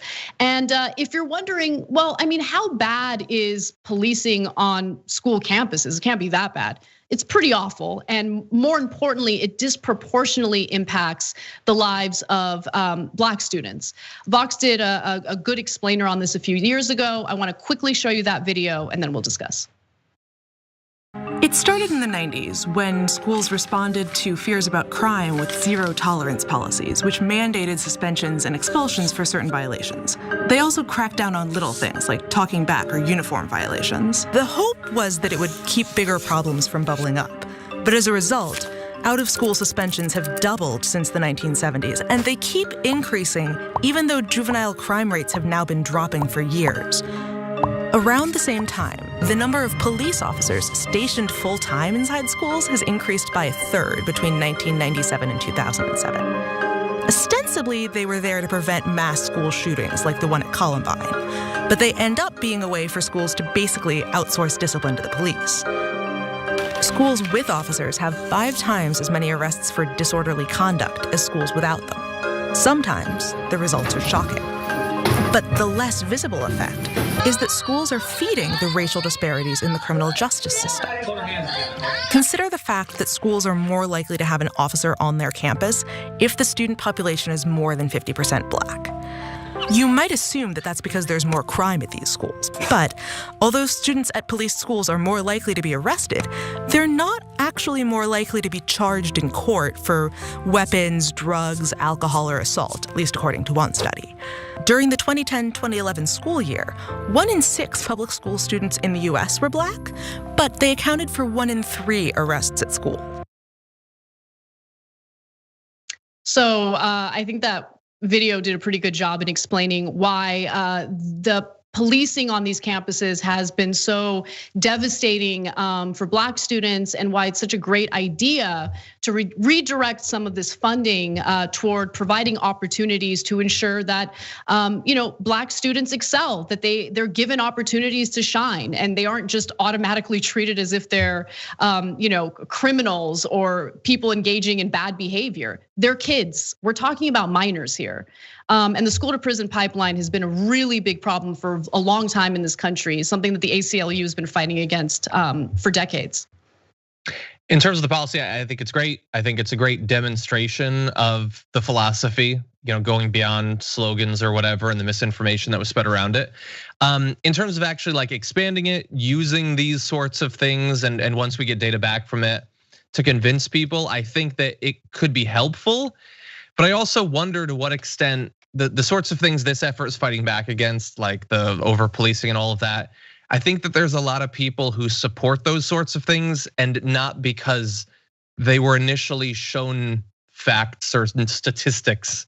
Like they think there are communities that need to be policed more. They're naturally suspicious of certain communities, and I think it's going to be very hard. It's always going to be a battle to do this sort of thing, because so many people take for granted that there are entire communities that are irredeemable, that naturally are more disobedient, those sorts of things, and that's one of the battles going forward. So more power to any area, including LA, that's actually successful in passing it. Yeah, well, I mean, we need leaders to lead and not pander to the worst thoughts of people out there who refuse to listen to the evidence and do the right thing. So hopefully the school board moves forward with this, and we'll give you updates as we learn more about how it impacts the community. Anyway, John, thank you for doing the show with me today, and everyone check out the damage report. I'll be on tomorrow, so it'll be like one of the best shows. Duh. It's on at 10 a.m. Pacific, 1 p.m. Eastern, and for hour 2, Nando Vila will be joining us. So stay tuned. We'll be right back.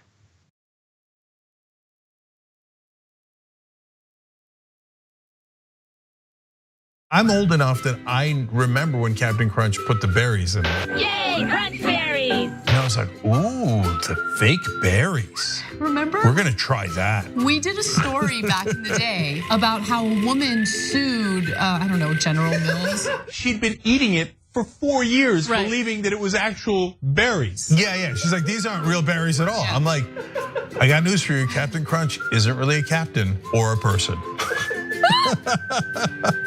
Joining me now, legendary whistleblower and American hero, Edward Snowden. First question is, hey, where are you? I'm in my apartment in Moscow. All of a sudden, in the studio, Jim Gaffigan, everybody. Mental illness is, completely undiagnosed in our society. It's not about a particular administration. It's about a broken system of power, and through that, really, the instrumentalization of a system of not justice, but injustice. People understand whether they claim to deny climate change or not. Our collective house is in crisis. We're also dealing with the legacy of 40 years of economic policies that have made people's lives more precarious. Sometimes you got to force people into their humanity.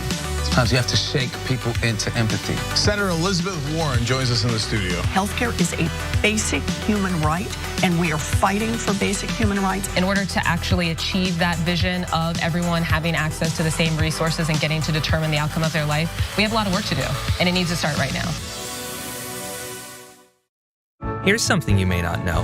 When you deposit your money in a big bank, it doesn't just sit, safe and secure, in a vault. Instead, your money could end up building oil pipelines, mining for coal, or drilling in the Arctic. So if you're concerned about the planet, give your money something good to do. Make the move to green with Aspiration's fossil fuel-free account and join the thousands each week who are switching to save their dollars and save the planet at the same time. Welcome to the Damage Report. I'm John Iadarola. This is gonna be a big one. What Donald Trump has done as president has cut taxes for the wealthy and made life better for rich people. But he's made life worse for poor people. We're making America great again by throwing more money at the military to destroy other countries, because that makes us great instead of investing it in ourselves. That it's Donald Trump and it's Stephen Miller. The choosing is based on wanting to create cruel and inhumane conditions to scare other people away from ever coming to the United States. The opportunity to make money off of tragedy is the American way. There's only one place to put garbage people: in the trash. We've never had so much access to so much information with so little idea of what the hell is going on. What does enforcing our borders have to do with traumatizing children? Absolutely nothing. I think a sane person could say the current situation we have right now is radical. But what we're doing is literally making the world more like hell. That's a warning sign.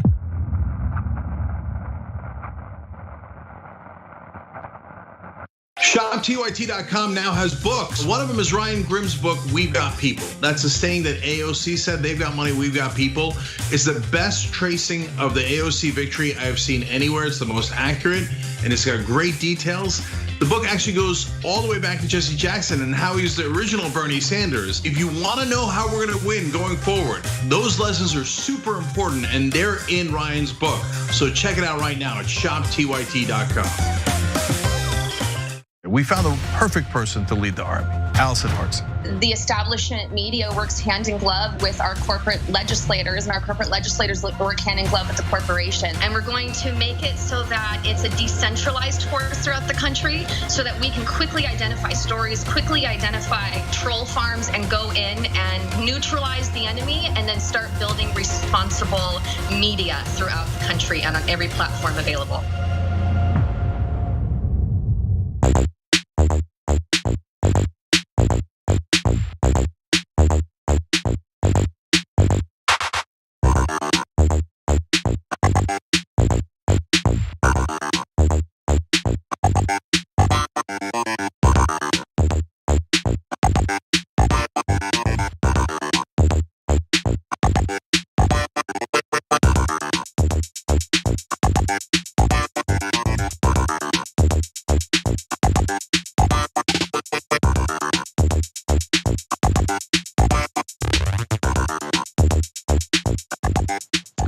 What's up, everyone? Welcome back to TYT. Whole new panel now. Nando Vila joins me, host of Weekends, along with me for Jacobin. Check that out at Jacobin Mag, youtube.com/Jacobin Mag. Also the host of La Liga, talking about soccer from Spain, right? Yes.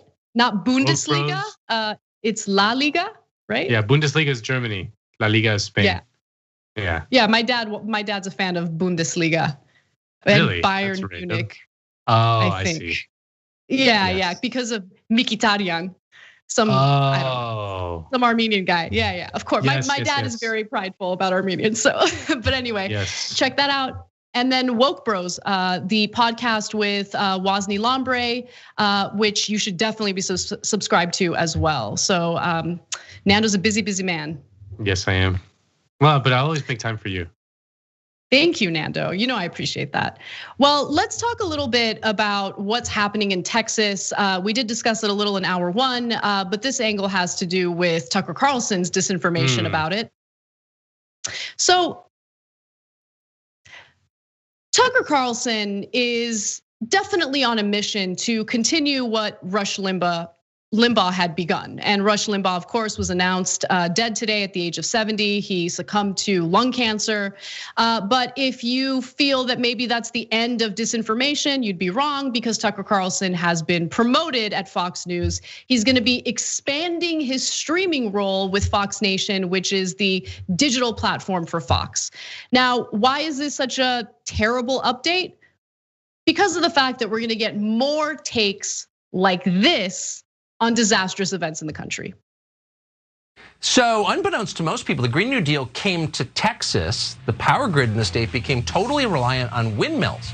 Then it got cold and the windmills broke, because that's what happens in the Green New Deal. You're without power. Millions are still without power tonight. Several have died. Now, the same energy policies that have wrecked Texas this week are going nationwide. They're coming to your state. Well, the Green New Deal has come, believe it or not, to the state of Texas. And we're here with the report. How's it working out so far? The windmills froze, so the power grid failed. Rather than celebrate and benefit from their state's vast natural resources, politicians took the fashionable route and became recklessly reliant on so-called alternative energy, meaning windmills. So it was all working great until the day it got cold outside. The windmills failed, like the silly fashion accessories they are, and people in Texas died. A lot more of them than died at the Capitol on January 6th, by the way, just for reference.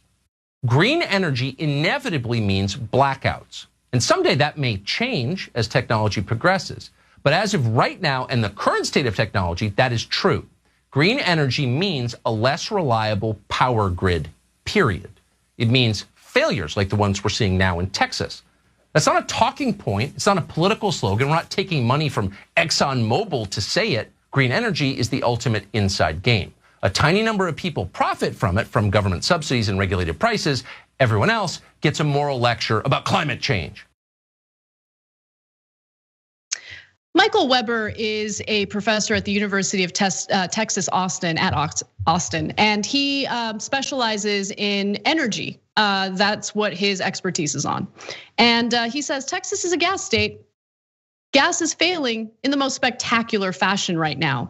In fact, the Texas Tribune gave us an in-depth look at just how the power is divvied up, how energy is divvied up in the state of Texas. It's estimated that the grid's total winter capacity, about 80% of it, or 67 gigawatts, could be generated by natural gas, coal, and some nuclear power. Only 7% of Electric Reliability Council of Texas's forecasted winter capacity, or 6 gigawatts, was expected to come from various wind power sources across the state. The point here is that Texas still heavily relies on fossil fuels. Yes, they have expanded wind energy with what Tucker Carlson referred to as fashion accessories. What? Like, are people making arguments that like wind turbines are sexy or something? I don't know. But it's still a small percentage of what's being used to generate electricity and power in the state of Texas. And the real problem here is something that I went into in depth yesterday, but before I repeat myself on all of that, Nando, I wanted to give you an opportunity to jump in and talk about what's really going on in the state of Texas. Well, it's just, it's those hippy dippies in Texas that want to do alternative wind power, that this is what they get. I mean, it's not like climate change has anything to do with it. It's not like the record low temperatures are due to climate change in the first place. Yeah, I mean, it's just, listen, you gotta give Tucker credit in that he is a very clever man, and he is able to spin something like this into some sort of liberal failure, even though Texas is like long been solidly Republican, and it's not like they would do anything that is on the liberal agenda just out of pure spite. So not to mention the fact that Texas is like you said, mostly driven by oil and gas, especially gas. But yeah, it's just you gotta appreciate the hustle there, because to frame Texas as some sort of Greenpeace cop government or something is just it's hilarious. Yeah, I mean, look, Tucker Carlson is just one of many right-wing commentators who regurgitated the same talking points that the fossil fuel industry handed over to them. I respect none of his hustle. He's a clown. But I hear what you're saying. I mean, I don't even know if this has anything to do with Tucker Carlson. His audience is gonna believe him no matter what, regardless of how nonsensical his argument is. And that's the depressing part about it. But yes, you're right. I mean, again, the majority of their energy comes from fossil fuels. But also Texas is pretty unique in just how far they've gone to deregulate utilities and specifically energy companies in their state. And so it's just a combination, a cocktail of absolute disastrous decisions here. Because number one, of course, Texas is run by politicians who do not take climate change seriously. And so they didn't think to maybe ensure that the wind turbines that they do have are equipped with, winterized equipment, basically equipment that helps to de-ice the turbines in frigid temperatures. They didn't think to do that. They're not regulated to do that. So yeah, they froze. But again, that's not really the big problem here. The big problem is also the fact that these energy companies didn't really care to have energy reserves, right? Because why would they? There's no financial incentive to do that. There's no regulation ensuring that they do that. And so this was something, honestly, I've only really seen it talked about or written about, I should say, by the Financial Times, because they wrote that the Electric Reliability Council of Texas had announced rotating outages, right? This is when things started to get really bad at 1:25 a.m. local time on Monday, after the cold weather froze wellheads and interrupted supply to natural gas-fired power plants, and some wind turbines became encased in ice, curtailing electricity output. So they have less supply of energy, clearly. But there's an increased demand because people are cold. They want to make sure they're warm, so they're turning their power, they're using their heaters, all of that. And low supply, high demand, people are gonna get slapped with insane bills. And that's part of the reason why they're doing these rolling blackouts, partially to prevent people from getting slapped with massive bills, but they don't have enough supply. Generators are paid only for the energy that they sell, not for keeping capacity in reserve for times of stress. Electricity retailers compete fiercely for customer business, unlike utility monopolies that operate in some other states. Maybe these utilities shouldn't be privatized. How about that? Anyway, they can adjust prices according to market conditions. Wholesale electricity prices for deliveries surpassed the grid's price cap of $9,000 per megawatt hour in the early hours of Monday this week, multiples above the average prices of $25 per megawatt hour on the Texas grid. So it's just been a complete disaster for a number of different awful policy decisions that lawmakers in Texas have decided to go with. And to blame it on wind turbines is just so laughable. But it also shows you, Nando, the way that smart people do politics. Because the second that this like winter storm happened and they had to do the rolling blackouts, they're like, oh, the best defense is offense. So they immediately went out with their talking points and started like punching people in the face with allegations against renewable energy. And there's some portion of the population who's gonna buy it. Well, yeah, I mean, they're gonna buy it because they don't, and this is true, by the way, of almost everybody, is that they don't buy it because he's punching to the team. He's punching the team that they don't like, and we've sorted ourselves into the teams, and whatever it is to own the other team is good in our book. Liberals should do a little bit more of that, to be honest. But yeah, the what you mentioned about the deregulation is just is to me the key here is that when you don't have government mandated kind of electricity supplies and reserves and things like that, it's in the interests of the for-profit companies to create just as much as they need at any given moment, and to not really plan for contingencies. It's a huge cost that they'd rather not have to deal with, unless the state mandates it, in some way. And that's to me the key aspect of all this. I mean, Texas has long been a very right-wing state, and this is what happens when you implement right-wing policies and you cut away government regulations and all that. But yeah, of course, like the discussion immediately gets framed around this culture war issue of alternative energies or whatever, and it's just what's despairing about it is that just because he's punching, he's owning the libs, like that's all that matters. That's all that matters to them. Like it's just like let's find one way to own the libs on this, even though like libs have nothing to do with Texas, like literally nothing. They haven't been in power in Texas in forever, but like let's just find a way to own the libs on this, and that'll be enough.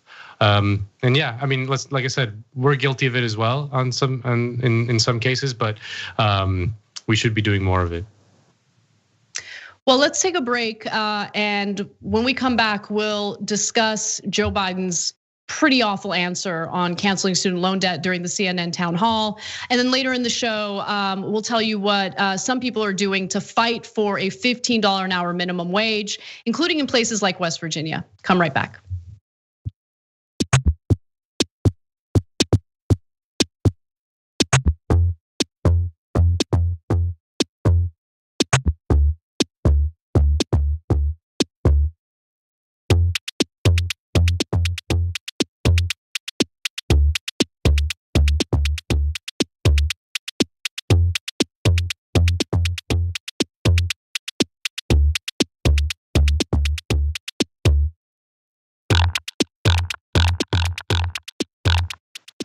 Just wanted to share a special thanks to our new YouTube members, Patrick Wright, Chris Gianovetti, Alan Richardson, Sean Gardner, Christine Husser. Hopefully I pronounced all of your names correctly, but I just wanted to thank you guys for supporting us by becoming YouTube members. We really appreciate it. From our Twitch community, we have a bunch of incredibly supportive people, so I wanted to thank them as well. Columbia Rican gifted 6 subs. Tanika gifted a sub. Cyper Shadow Dragon gifted a sub. Kin of Wolf gifted a sub. Deep Space Monk gifted 15 subs and 420 bits. And Arth Mail gifted 11 subs. Thank you so much for your support. Carrie Johnson, 3 months Prime. Philly Pizza Cat Dad, new Prime. Robo Blake, 10 months tier 1 with the comment 10 months strong. Thank you so much. Sarhay, 5 months Prime. Thank you both. This show is keeping me distracted from my sadness. I mean, the topics are pretty sad, but thank you. I'm really happy that we're doing that for you. I'm working 3 jobs and still struggling. I just never feel like I can catch my breath. I feel like you guys give me a voice. Much love. Thank you. Wow, that means a lot. And I hope that I hope that you find some relief. I hope that the fight that we're engaged in at some point is effective. C. Mizzle says, watching from the tent in my living room, trying to keep my guinea pigs alive in Austin. Love you guys. Also 9 months tier 3. Thank you so much. Display Geek, 5 months tier 1. Sand Flea McCoy, 3 months tier 1. Nola Girl, 6 months in advance at tier 1. Lynn 53, 8 months Prime. Gray Ghost Dragon, 2 months Prime. Rhetoriku, 8 months tier 1 with the comment, I love Dragon Squad and the TYT family, thank you. And May Lecky, 3 months Prime with the comment, hey, I'm from Canada and our windmills don't freeze. Riddle me that, Tucker. Exactly, because they're equipped with the proper tools to de-ice when it gets cold.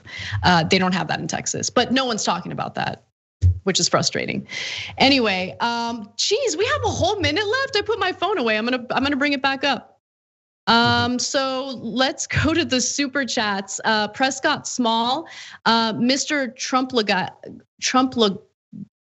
I can't say it. You try this, Brett. Trumplagadite. Friends and family members have all turned on Mitch McConnell, calling him a secret Democrat. Ethan also writes in and says, I'm curious if Nando, as a fellow Spaniard, is familiar with my last name / knows how it's pronounced. Nando, it's spelled G-U-R-U-L-E. G-U-R-U-L-E. Gurule? That's not a very Gurule. That's not a very common Spanish name, unless it's like, I don't know. Yeah, Gurule. Never heard of it. All right. G-U-R-U-L-E. Yeah, G-U-R-U-L-E. Yep. All right. Well, sorry we couldn't help you with that. We got to get back to the show.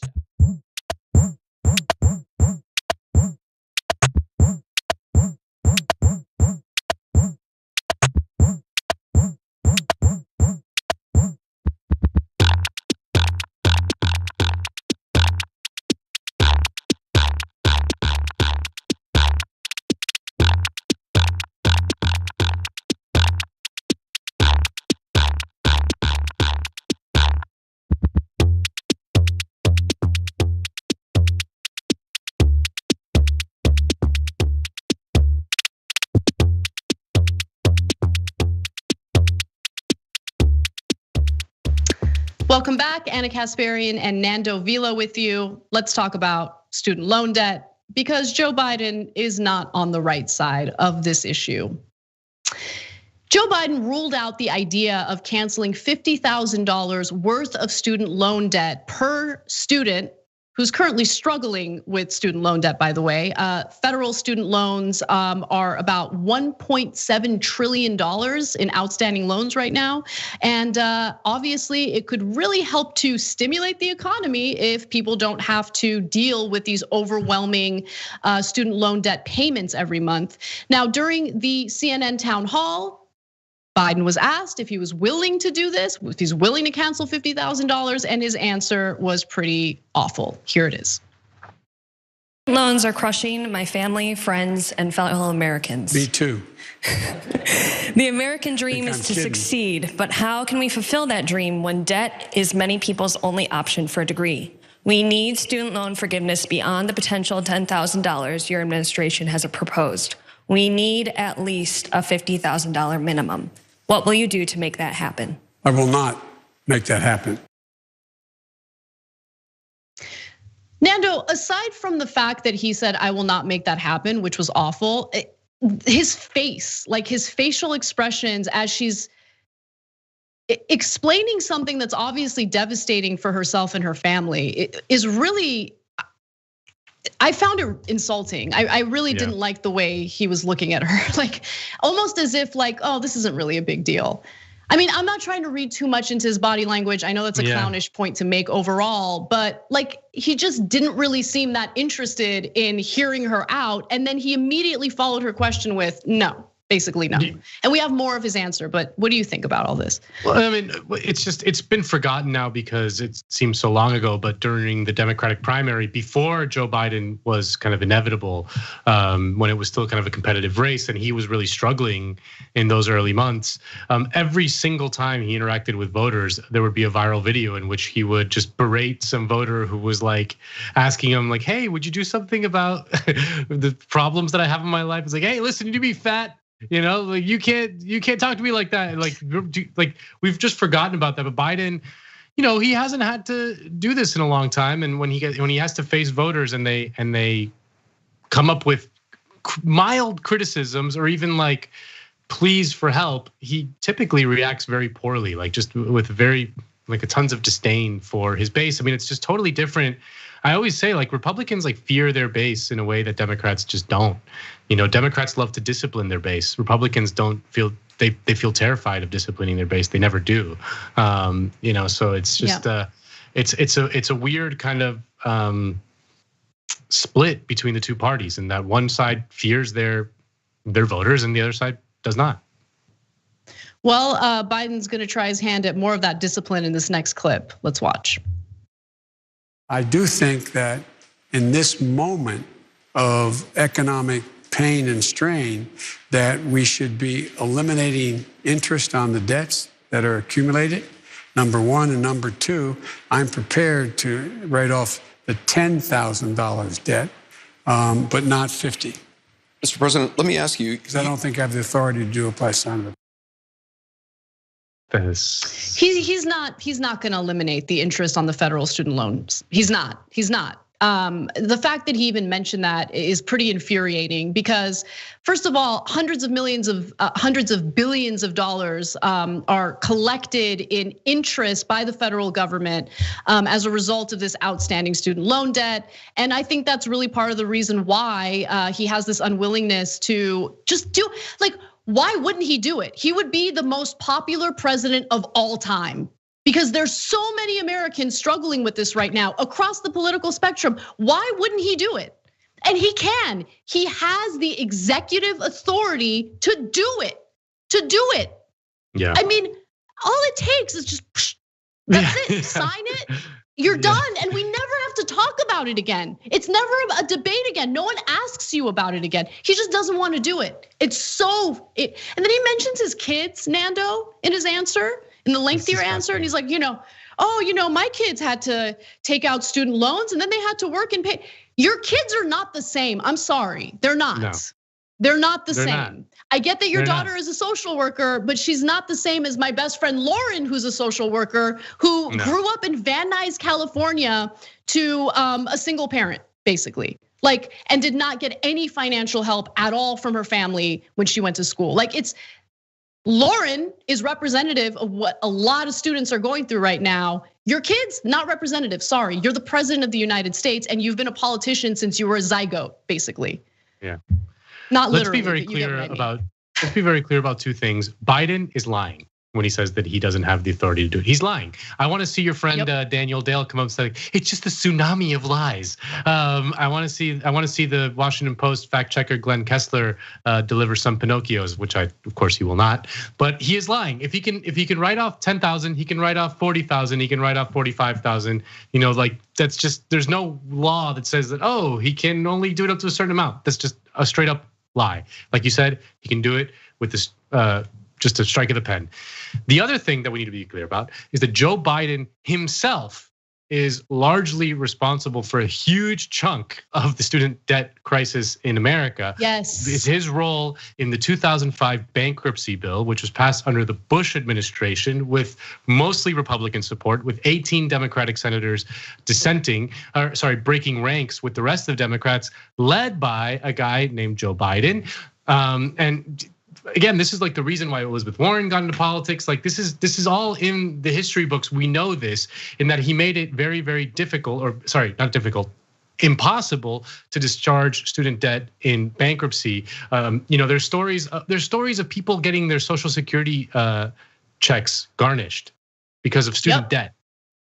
People who are on Social Security and they're getting parts of their Social Security checks garnished to pay back student debt. So that happens because of one, Joe Biden and his role in the 2005 bankruptcy bill, which is just one of the most heinous bills that has passed in recent times. And he was absolutely critical for it, like absolutely critical.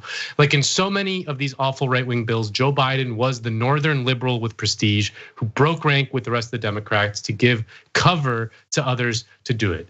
And that was his role in 2005. So yeah, it's disgusting. It's just absolutely disgusting. No, Nando, I mean but he's used that as a selling point in campaigning, right? Like I can reach across the aisle and work with Republicans on policies that destroy your lives financially, socially, by the way. I mean, and that's the other thing. So let's talk about the racial component to this, because Democrats like Joe Biden and corporate Democrats in general love to focus on race issues, gender issues, identity issues in their campaigning in an effort to avoid having to address economic issues. We've seen this happen over and over and over and over again.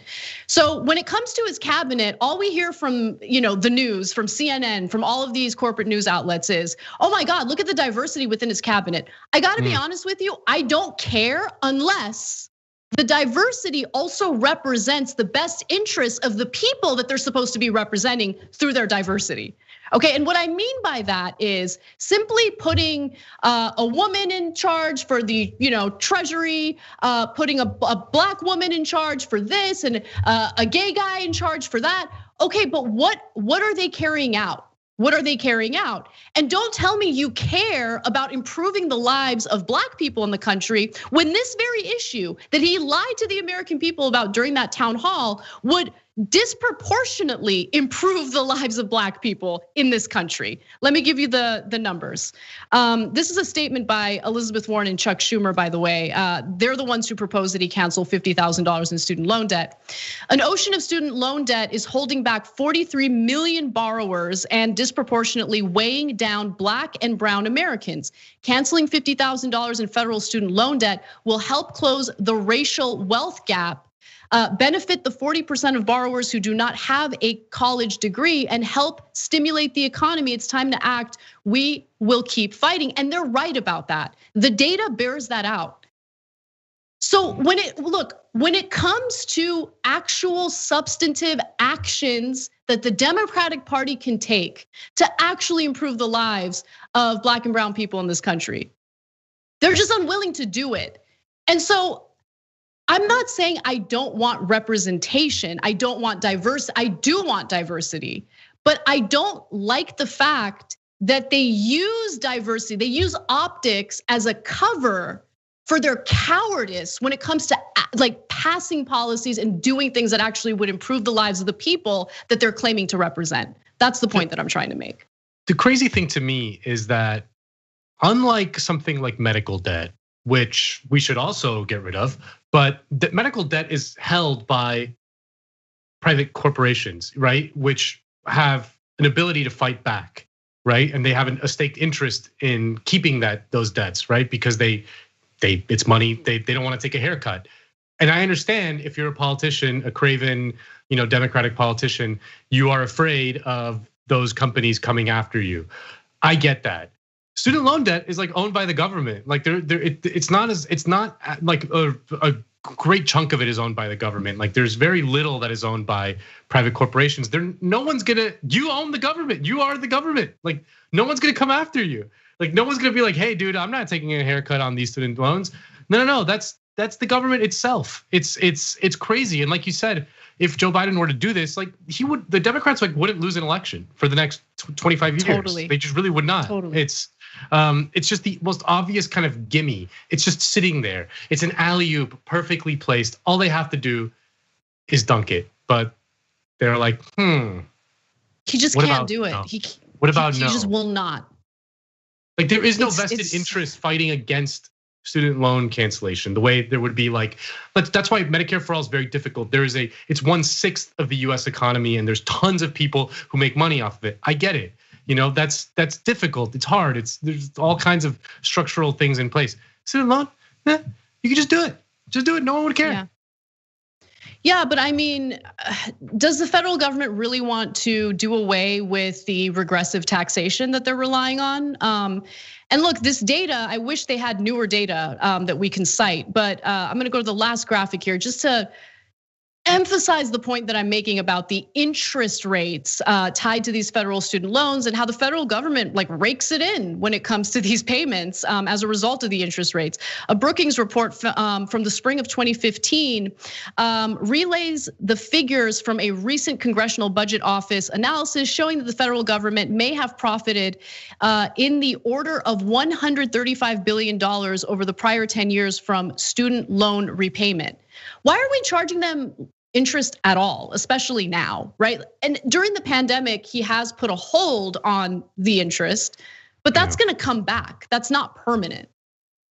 I remember years ago, Senator Elizabeth Warren was pleading with the Obama administration to just lower the interest rate tied to these federal student loans to what the banks had to pay when it came to their bailouts. And they wouldn't do it. They wouldn't do it. They wouldn't do it. I mean, come on. I can't take it. Anyway, we gotta take a break. We'll talk about minimum wage when we come back.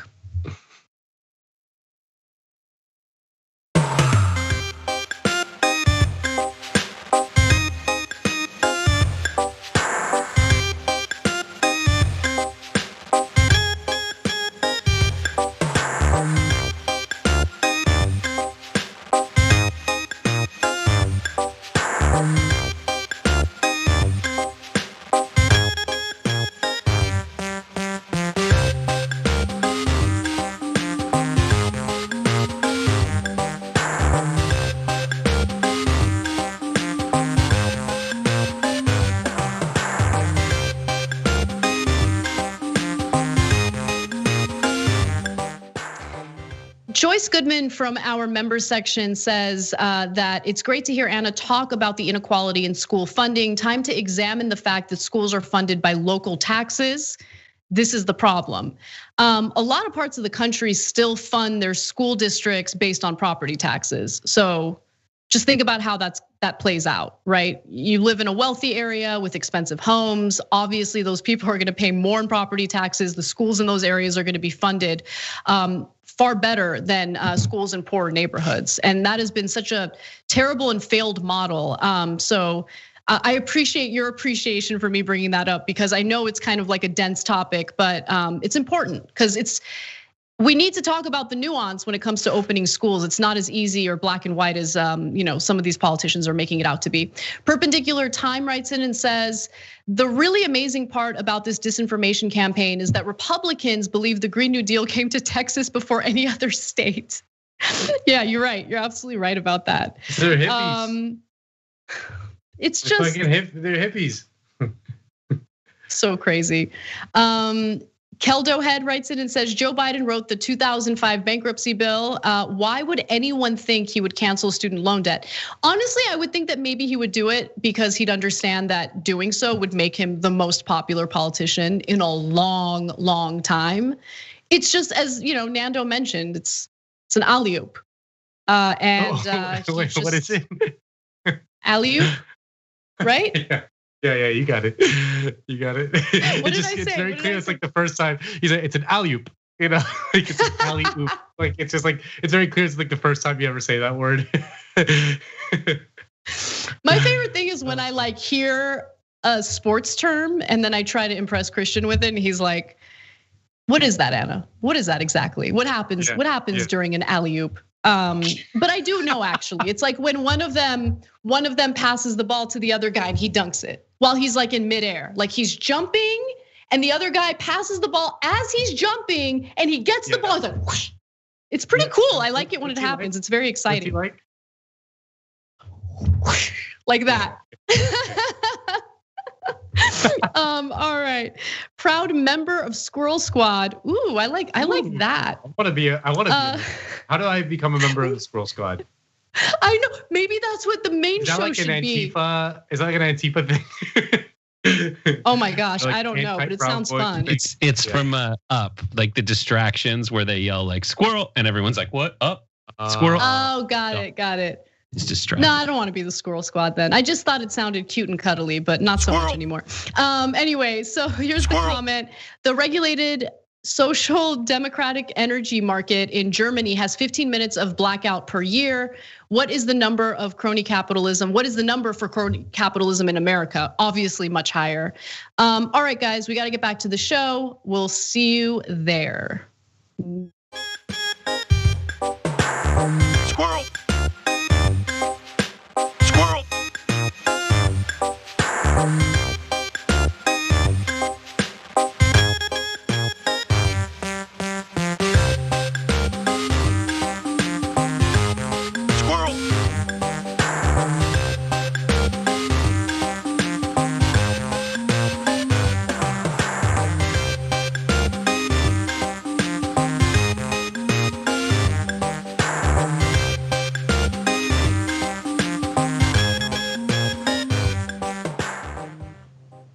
Hey everyone, welcome back to TYT. Anna Kasparian and Nando Vila with you. Brett Ehrlich will be joining me in the post game, so make sure you check that out. It's going to be a good post game, and you can become a member by going to tyt.com/join. And then after that, you should check out Happy Half Hour on Twitch, which is also hosted by Brett Ehrlich, and you can check that out at twitch.tv/tyt. All right, Nando. You ready to talk about the minimum wage and what's going down in West Virginia? Oh, I love this story so much. So good. Workers from the state of West Virginia, where Senator Joe Manchin is the senator who's been fighting against increasing the federal minimum wage. That was a terrible lead to this story. I totally lost my train of thought. Let me start that again. All right, so low-wage workers from the state of West Virginia are rallying Democratic Senator Joe Manchin for his opposition to raise the federal minimum wage. He has been pretty vocal against it, and looks like some of these workers from his own state, his own constituents, demand that he change his position on this. Pam Garrison from the Poor People's Campaign West Virginia chapter spoke during this online event, which was held on Monday of this week. Let's hear a little of what she has to say. I will meet with him. I will tell him I will be one of his constituents. Maybe he'll listen to me because I don't know who he's listening to right now. So people, join us. Write your letters, write, text, phone call, and tell them we're not buying the lies. Enough's enough. You give us a living wage and we'll get this economy going. Delicious. Because guess what? The people of West Virginia would also like an increase in the federal minimum wage. So when Joe Manchin tries to cite the fact that he comes from a red state for why he's trying to be more moderate on the federal minimum wage hike, just understand that he's full of it. It has nothing to do with his constituents. It has everything to do with his donors. And he's trying to look out for their best interests while pretending as if he's serving the best interests of his constituents. He is not serving the best interests of his constituents. And if the progressive Democrats are serious about increasing the federal minimum wage, they need to continue tapping into how the constituents in his state feel in order to fight back against the narrative that we're hearing from Joe Manchin. I love it. There's so much more to this story, but Nando, I wanted to give you an opportunity to jump in. Again, we've talked about it a lot. I mean, Joe Manchin, he doesn't understand that. I mean, I'm sympathetic to his kind of rhetorical pose against Democrats because Democrats are very unpopular in the state, and that is true. That is 100% true. Democrats are not popular in West Virginia, so Joe Manchin has to figure out ways in which to, while still being a Democrat, kind of distance himself from them. This issue is the exact wrong way to do it. This is the exact type of issue that would win him eternal support from the voters in his state, because the minimum wage is popular everywhere. It is popular everywhere. It is popular in blue states. It is popular in red states. It is popular in urban areas. It is popular in rural areas. It is popular everywhere because it is a simple thing.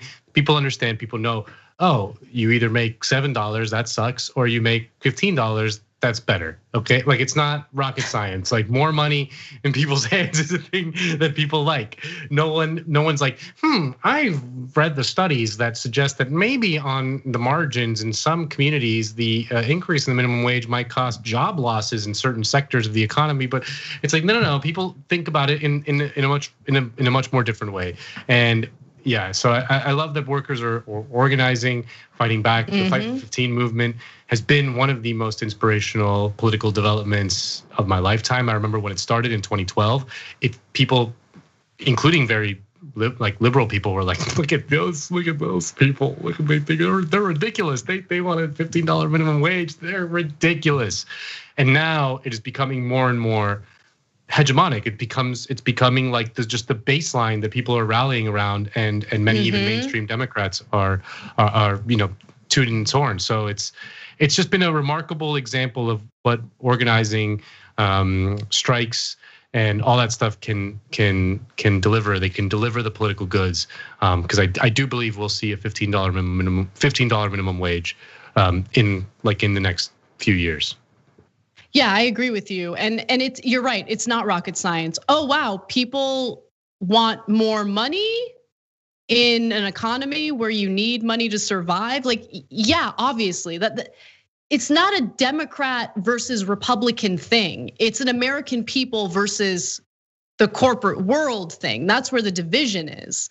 And we need to stop buying into the false narratives that we hear from both the media and lawmakers like Joe Manchin when it comes to this specific issue. Now in West Virginia, the minimum wage currently sits at $8.75 an hour.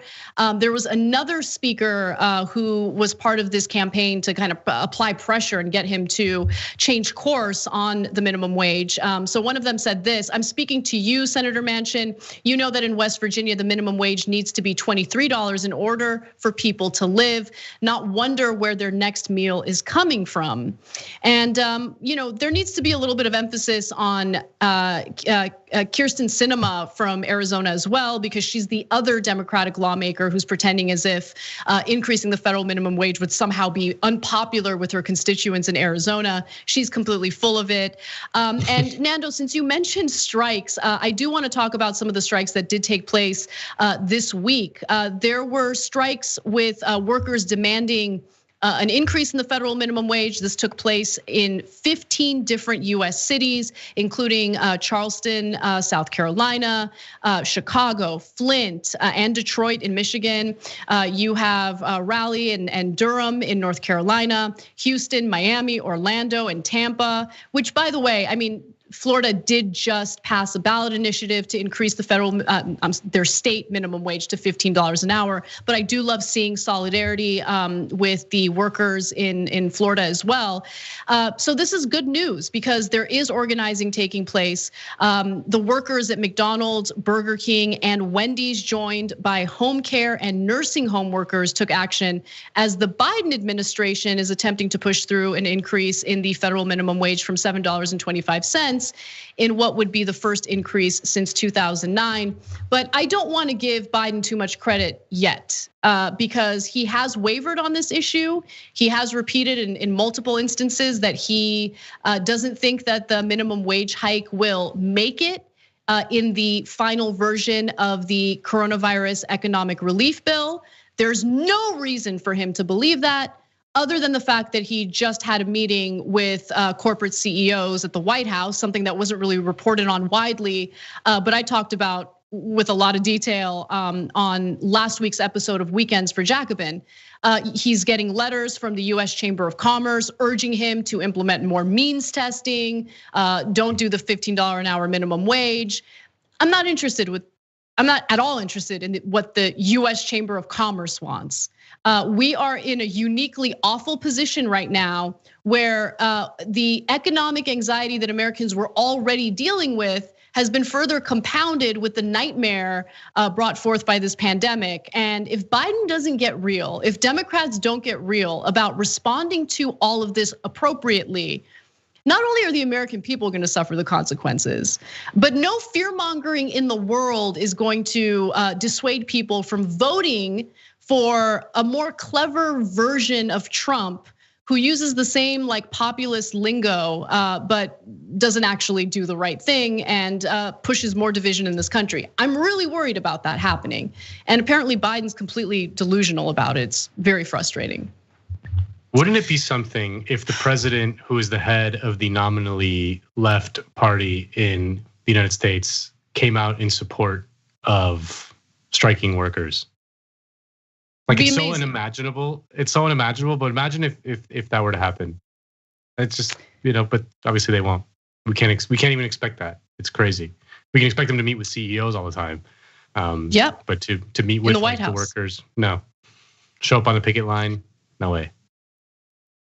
Well, we have 5 minutes left, so I wanted to get to this last story. Because it's important to put a face to the devastation that people are feeling right now, and my heart really goes out to this mother. So the United States has this trend of criminalizing poverty, and Shayna Bell, an Ohio mother, is certainly no exception. She was arrested and is facing charges of child endangerment for allegedly leaving her young kids in a motel room while she went out to party? No. While she went to do anything criminal? No. While she went to work at her job at Little Caesars to provide for her family. A single mother with 2 young children, does not have the means to afford childcare, has no choice but to go to work, and she's being criminalized for it. So she's from Liberty Township, Ohio. The police say that they found her young girls ages 10 and 2 at this hotel after they received a tip at the station. The older sister told the police that their mother was expected to return in a few hours.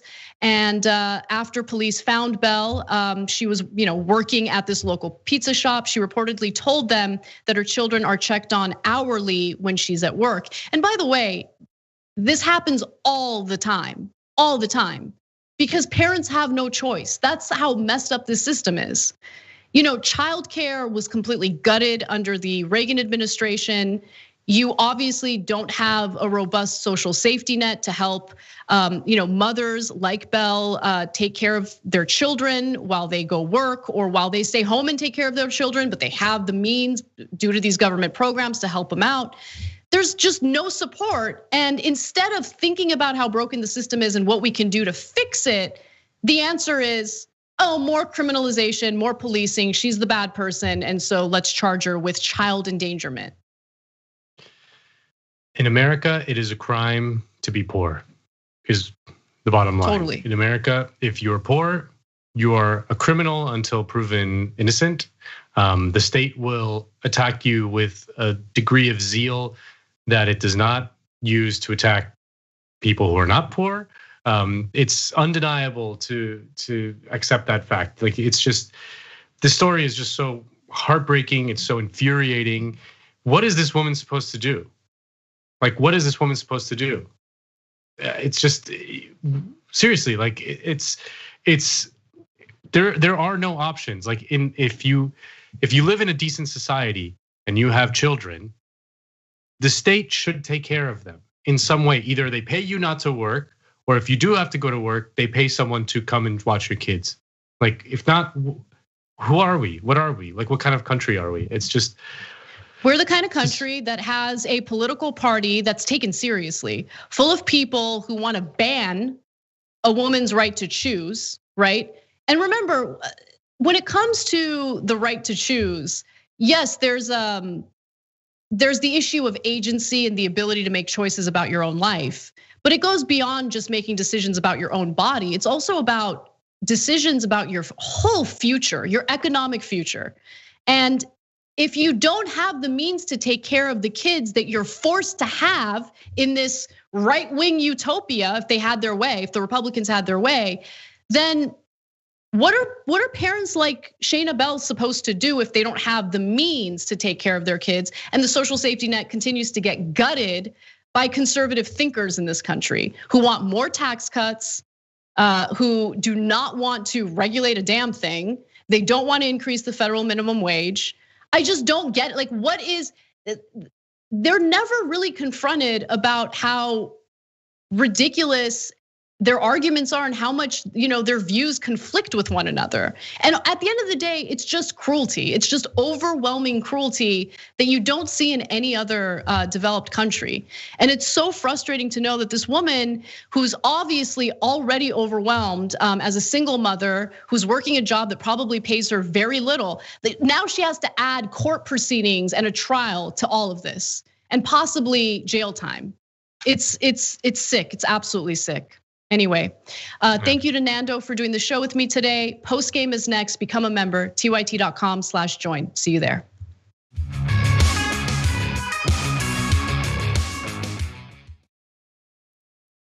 You're about to watch some behind the scenes footage of the Young Turks. Ooh. Now, these are partial videos. If you want to get all of them, you become a member, go to tyt.com/join, and you'll get all the behind the scenes of me, Anna, John, JR, a little bit reality show like. tyt.com/join and enjoy this. You know what you're seeing behind me? Jersey, hold. Watch me flip this camera. However I flip it. Do I flip it like this? No, I just took a picture. I'm bitzing right now. What? Behind the scenes. Oh, okay. For members? I don't have my face on. She doesn't have her face on, folks. Oh, that's JR's ass right there. You can't take 5 minutes off, can you? No, I can't, Johnny. Bye. I said it was live stream, but I was lying. It's not a live stream. It's just for members. Bitsy, this is my cat. You know what his name is? Kiki Cat. Animals are innocent. Control room and the insanity is obviously there. Right now, as you can see, I'm directing or tech directing. I'm so happy to be here. This is what like a Labor Day beard looks like for Cenk. Man, you're a Young Turks viewer if you recognize me like this. Oh, thank you. You are the one person in my life I would love to meet. What's going on, guys? This is a Bitsy or a BTS or behind the scenes with Hassan Piker, AKA Woke Bay. Oh, hi, I didn't see you there. I have finished my show, The Damage Report, and now I get into a really awkward time of the day. When I'm sitting, the control room is right there. So I can see Bart. This is the Pittsburgh office, by the way. I refer to often as the boiler room. You see how it's ripped? Is it super unprofessional to wear that at a business meeting? Or am I like cool rebel? I just finished doing the power panel and I'm fired up. What do you do for TYT? Not a whole lot. If you're frantically tweeting at us that something's broken, thank you, because I'm fixing it. And thank you for being a TYT member. Super last thing, because there's always got to be a super last thing. Oh, that was disastrous. This has been behind the scenes, behind the scenes.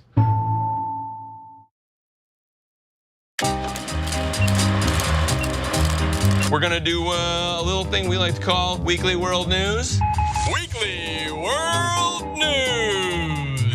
I cull stories from around the globe, stories that aren't covered on the main show or aren't covered enough, and I turn it into a 5-question quiz for Dave and Steve. All right, do we have our answers? A from Dave and C from Steve. And the correct answer is B, an oil tanker that sank off the coast of China. Okay, we have one answer of B and one answer of C. What is the correct answer? It is, of course, A, an airplane wing walking stunt gone wrong. Okay, we have an answer of A from Dave and C from Steve. The correct answer is B. We have an answer of B and C. What is the correct answer in true Weekly World News tradition? It's A. Come on. Taking the bear out for ice cream. That can't possibly be true. We're terrible today. Just terrible. When news is breaking and when you need Brett Ehrlich, it's time. When news breaks, when news is breaking and you like When news is breaking and you need Brett Ehrlich, it's time for Breaking News with Brett Ehrlich. This is Breaking News with Brett Ehrlich.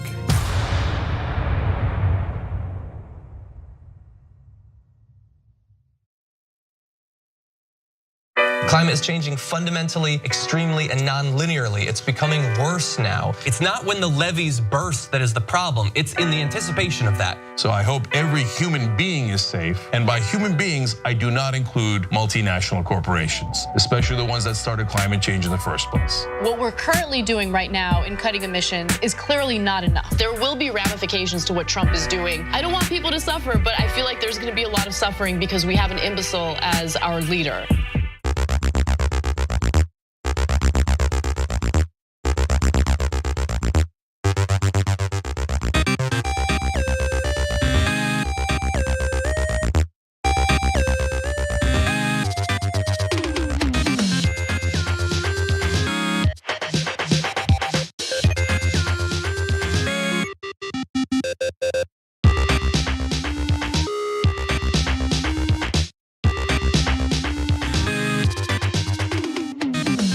What's up, guys? It's post game time. Brett Ehrlich's here. Brett is so busy and he's on like so many different shows that I don't want to ask him to do the post game with me a lot, but I do love when you do the post game with me, Brett. Like you put me at ease. Like I feel like everything's gonna be okay, and I don't have to ham it up with you. I can just be me, and it's good. That's good. That's everyone's default position. I heard on Reddit, if I heard something and I don't remember where I saw it or anything like that, the answer is Reddit. There's two things now I'm thinking about with Reddit. But the first thing with Reddit is I saw from what's his name? Bill Murray. Bill Murray, when asked what adult advice was he given that he wishes everybody knew, and he said he was very lucky that very early on in his career he was told, just be relaxed. You're better at stuff when you're relaxed. And he was like, I'm better at acting when I'm relaxed. So the more relaxed I got, people gave me more positive reinforcement. And he's like, I'm glad that happened earlier, else I'd spend my whole life like flailing. But that's it is good advice. It's actually 100% true. And like I've been in a really good place lately, and I've been feeling relaxed. Like, and I feel like the show does better, and I think clearly when I'm trying to explain my arguments or even present the stories. I was not relaxed before the show today, and I'm honest with the audience, especially our members. I think my performance sucked today. I'm not gonna lie. I think my arguments were fine. It's just I kept losing my train of thought. I had to redo one of my leads. Like, not good, not good. But whatever. I mean, we're real people, and so I try not to beat myself up too much when I have a bad day. But like, I just really need my husband to clean the espresso machine. That's all I need. That's all I need. That's the only thing that's really missing from my happiness right now. The fact that he does not clean the espresso machine, and it's unfair. Okay. Now that I've aired my grievances. Also, the best thing that's ever happened in my career happened yesterday. And you were the person who brought me the good news, Brett. My absolute favorite subreddit had posted the video of me going off on Christianity and like, don't dictate my life with your religion. We talked about that on the show. Public freakouts. And it made it to the front page of Reddit yesterday. It was the best moment of my career. And I feel like anything I do from this moment on is gonna pale in comparison, to be honest. So I think are you muted, Brett? Oh yeah, it's so good. It was on the front page and I was like, Mama's home. She's home. Let me see if I can bring up the photo. Don't take it yet, because I want to make sure that everything's good. I'm unmuted now, wife. Wife comes in going like, you're muted. You're muted. And she's right. She's right. So yeah, this was it. It was on the cover. It was on the front page of Reddit with a bunch of comments and everything. But yeah, let me see if I can get rid of all the stupid stuff that's not supposed to be there. But yeah, if you go to the Playout B right now, you'll see it was like 50, it was great. And to have it on the Reddit's public freakout, which is undeniably one of the like top 5 Reddits, And it had like 17,000 upvotes and stuff like that. It was great because this is from TikTok eventually making its way to public freakouts. It was awesome. I know, it's just funny how it's like, that is I gotta remember I go on Reddit as often as I remember to, which is maybe like once a week or something, but it's usually when I'm stoned, and it's just the best subreddit for videos when you're stoned. Like, it's just super entertaining. I usually like send stuff to my brother and he'll be like, when did you start getting active on Reddit? I've never been like a poster on Reddit. I'm too afraid. Lurker. And I don't engage in comments or anything like. I'm just a lurker. I'm a Reddit lurker. So good. It's worth it though. It's worth it to do all that because like I very seldom, I definitely don't post much, but it is the best app. You just scroll through endlessly, and it's the opposite of doom scrolling, because there was something that they showed on Reddit that was like, does this person do well? I don't know what happened, but yeah, there's on Reddit where it was like, how do people's personal feelings change the more they use various platforms? And people get more depressed and angry on Twitter, more depressed and angry on Instagram, but on Reddit they end up feeling a lot better. It's true. It's so true. Yeah. And like what I don't know, because the front page of Reddit isn't like Facebook or Twitter, right? Like where it uses an algorithm that just kind of caters to your specific interests. I think Reddit is just like the front page is the same for everyone, right? Yeah, Reddit, it has popular. And then on the app, I have like the home where you opt into different subjects, and it might cater it to you based on that. But it also, it also makes you in less of a bubble relative to other sites. And it doesn't surface as much like people you love and people you hate. It's just like anything you want. They call themselves the front page of the internet. And then they just got a huge investment after the Wall Street Bets thing. And now they're valued at like $2 billion or something like that. Jeez. Yeah, I really like when people post like interesting stuff about their relationships too. Because it just like, I don't know, it makes you feel like, oh yeah, there's a world out there of people that are relatable. And it's nice to get out of our little news bubble where things can just feel pretty bad. What's the word I was looking for? Jeez. What's the word? Burn. Bleak. Bleak was the word. Turn? No, what's the word burn? It's from Little Mermaid. That was my favorite. That was my favorite Disney movie until I recently watched it again with my niece, and I was like, "Wow, I like this one. This is pretty awful." This is weird. He wants to bang a fish he's never talked to. What? But yeah, I mean, hopefully that's not what my niece got out of it. She's like, interspecies mating is the best, auntie. So oh my God. All right, so let's get to the part of the Trump letter to McConnell that we did not talk about in the main show. We saved this for our members because hopefully you guys don't think we're petty for wanting to talk about this, but it was too funny. So Donald Trump writes this scathing letter to Mitch McConnell, and he says all these terrible things to Mitch McConnell. But apparently, based on a source who's close to Trump, the letter could have been much worse. In fact, it could have included far more personal attacks, including a personal attack about Mitch McConnell's appearance. Okay, so Politico reported that this Trump source told them there was also a lot of repetitive stuff and definitely something about Mitch McConnell having too many chins, but not enough smarts, the person said. And then apparently there were enough people around Trump who dissuaded him from including that in the letter. And so he eventually decided to cut that out. I mean, Mitch McConnell is, Mitch McConnell looks like this. I don't want to say anything that's, going to be offensive to people. That is, by the way, that's an official picture. That is from the office of Senator Mitch McConnell. He took that photo and he thought, nailed it. Nailed it. Why? It took so much effort to lift my cheeks and jowls.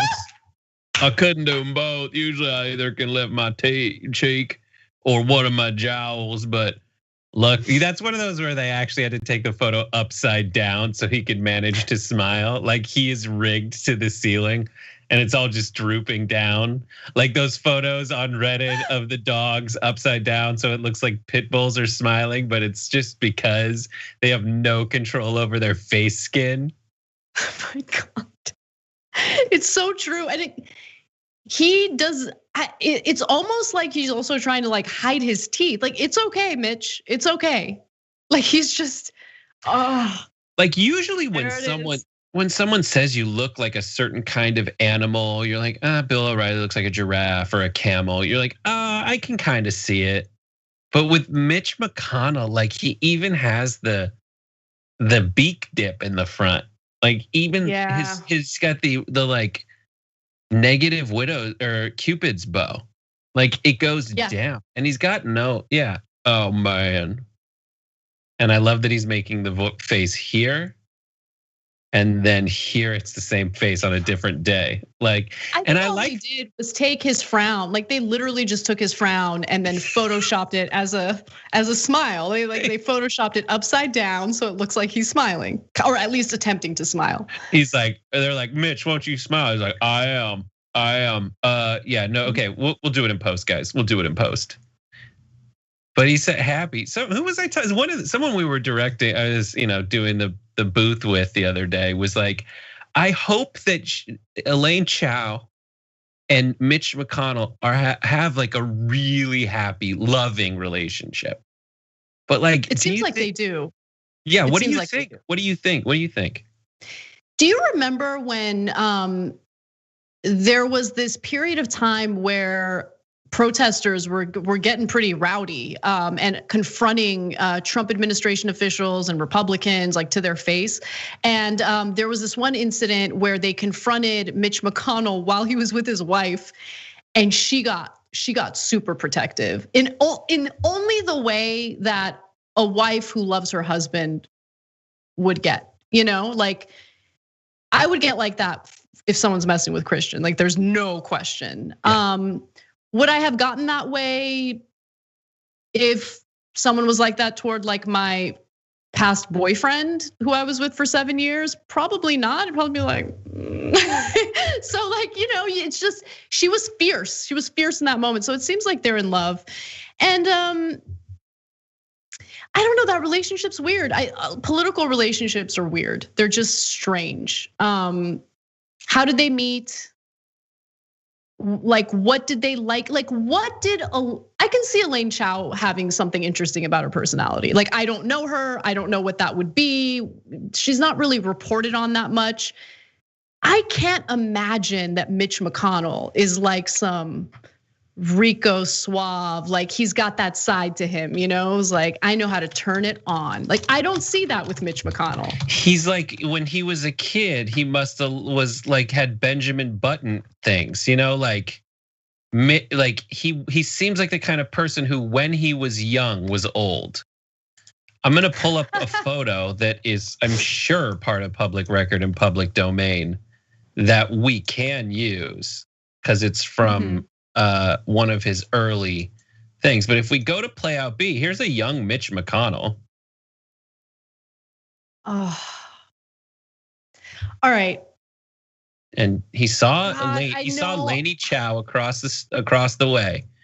I was like, hey, it's Chow time. Hey, Lainey, you wanna transportation yourself over here, Lainey Chow. Imagine, do I want to say this? Do I want to say this out loud? You know what I'm gonna say. I said I am afraid of what you're gonna say, but ain't nobody here but us members. I know, and I love our members, and I don't want them to think poorly of me, but I also want them to know the truth about me. And I'm vain, and I admit it. I don't care. But like, I'm judgmental. I'm very judgmental about my own looks. And I care about looking good. It's when I feel attractive, I have confidence. Like that's why I got a nose job. I don't regret it for a minute. In fact, I don't even get even slightly insulted when right wingers bring up my nose job on social media to own me. I'm just like, yeah, I saw something I didn't like and I fixed it. What's wrong with that? Like, who cares? Anyway, so the point that I wanted to make is, like, undeniably, Mitch McConnell's got a lot of money. Undeniably, Donald Trump, no, deniably, he's definitely deniably. I mean, look, Trump at least at some points of his life has money, right? Like, Trump, he's not broke. Trump was he, let's look at the hottie patatis in the 80s. There was a weird moment, and it was called the 1980s, where people's ability to judge stuff was affected. It was perfect if you were like and as a Hebrewoid, it was perfect for a Jewish, mop-headed, pasty, blue-eyed white dude. It was Tears for Fears were hot, like British, weird-looking guys totally got it. True. So there's a time when people were like, listen, I'm so hopped up on cocaine that if you have a lot of money in the 80s, and his hair is like more close to the birds of paradise you see on planet Earth, where he's just like, my hair's here. I'm here for you. Get it, get it.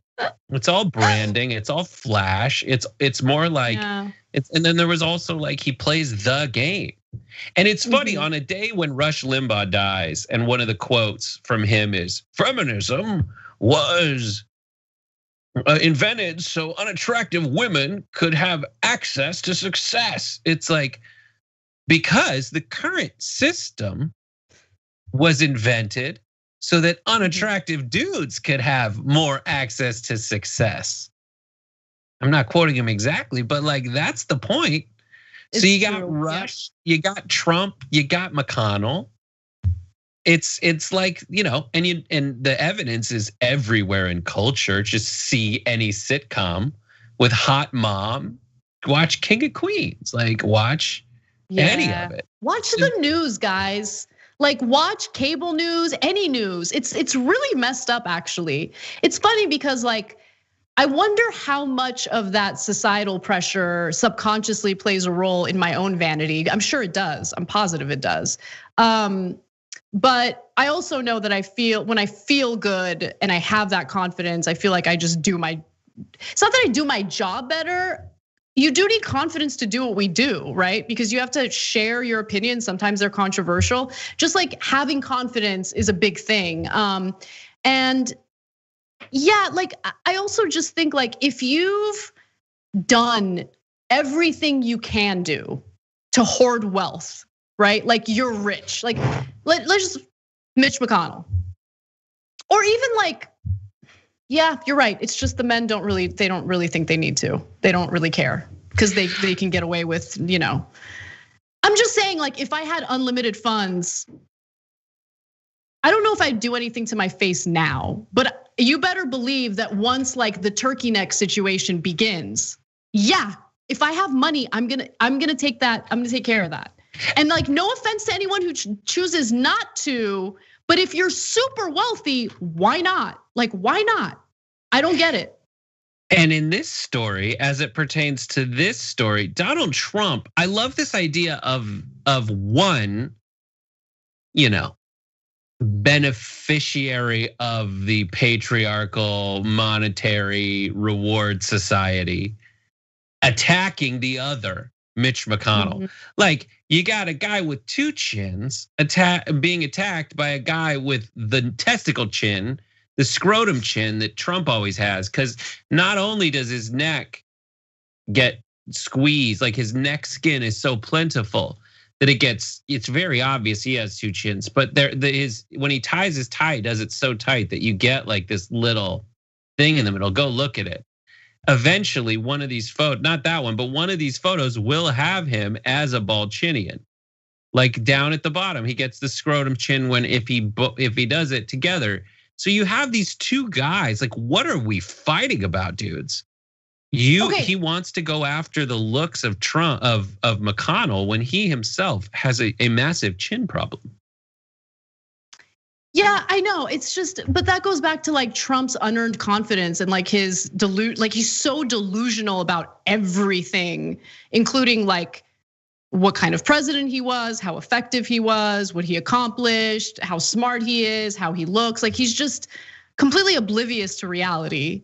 But no, as we were looking at that B-roll, it reminded me of something that I think is maybe less off-putting to people and like really emphasizes and crystallizes what I'm trying to say. So there are so many wealthy people in the political world, especially on the right wing, who their dentures fall out as they're like speaking. Like it's happened so many times while we like talk about these stories. And like, I get it, it happens, right? You get older and dental implants are really expensive. But you're rich. Why are you messing around? Really, Fixadet? You're messing around with Fixadet as a super wealthy person every day? What? Just go do the dental work. What's wrong with you? Why? Like, I just feel like they have an obligation to us to go get the dental implants. Because so many people who don't have the money want to do it, but they can't. So why are you fiddling around with dentures when you can get the dental implants? Why? I want to know. I want an answer to that question. I demand it. I'm sure it's connected because like Trump, what he's doing is he is a nightmare to behold. And it's almost like on the nose to have this like monstrous person present as monstrous. Like he, literally speaking, he is John Galt that's been so there's Ayn Rand, I forget which one it is, Atlas Shrugged to the Fountainhead. John Galt is this character that the Ayn Rand capitalism lovers look up to. It's like the guy who pulled himself up by his bootstraps. And the characteristic of him is he's got like this beautiful golden hair that they always, this orange golden hair. And they are like, this is the idealized version of the capitalist dude walking around Art Deco masterpieces in Ayn Rand novels, bootstrapping himself. And they idealize that, but the real version of that person, if you really lived by all those principles and you let them run wild from when she wrote that article, those books to today, the real version is the funhouse mirror. It is really like Donald Trump, which is this disgusting orange hair dude. That's why I think it was so epic when Ayn Rand fan Paul Ryan encountered Trump, which should be the unbridled capitalism person that he loves and admires and finally gets to talk to and finds out that he is just a monster. Progressivism is a better idea because there needs to be some check against unbridled anything that keeps the disenfranchised from being institutionally ravaged. But like in this, when you have these two guys attacking each other, it's just crazy. And so he would rather than look at himself in the mirror and see that he's a gross person and fix it. He instead looks in the mirror and says, I'm beautiful, but we'll get to that in a minute. It benefits me more to attack others and not really look at like he's vain, but he's got to be, part of his instinct has to be like, well, everyone else is vain too, so I need to attack them, make them feel insecure, so that the focus is on that. I mean, that's what happened with the windmill stuff. That's what happened with anything, to go on the offensive first. No, you're brilliant. You're brilliant because that's what it is about Trump. Because like the sense I get with McConnell is that he just doesn't care, right? But Trump does care. Trump is vain. He goes out of his way to do the bronzer. He goes out of his way to have the hair. Like he's vain, but somehow sees what's reflected in that mirror and thinks, nailed it. Well, they're the most. You know what? Maybe that's admirable. I don't know. Maybe that's the kind of confidence that we should all strive for when it comes to something as, I guess, irrelevant as our physical appearance in the grand scheme of things, really. But I don't have that confidence, and I have no problem admitting that, which is why I do. Like I have fantasies about like walking into the dermatologist's office and being like, boom, yes, I will get that facial. Do it. Like I can't do that. they're so like $200 fade, get out of here. No, it's not gonna happen. That's why like when I see people with money not like taking advantage of that kind of stuff, I'm just like, what's wrong with you? But don't you want to take care of your pores? I mean, come on. I love it. I get it. And I get it. And I, for anyone who is like with the vanity issue, it's like, we knew enough not to put this in the main show. Like, this is the part where we're like, listen, this is just to have this conversation that like everyone, you might think about it. You know that like there's a time and a place for that conversation.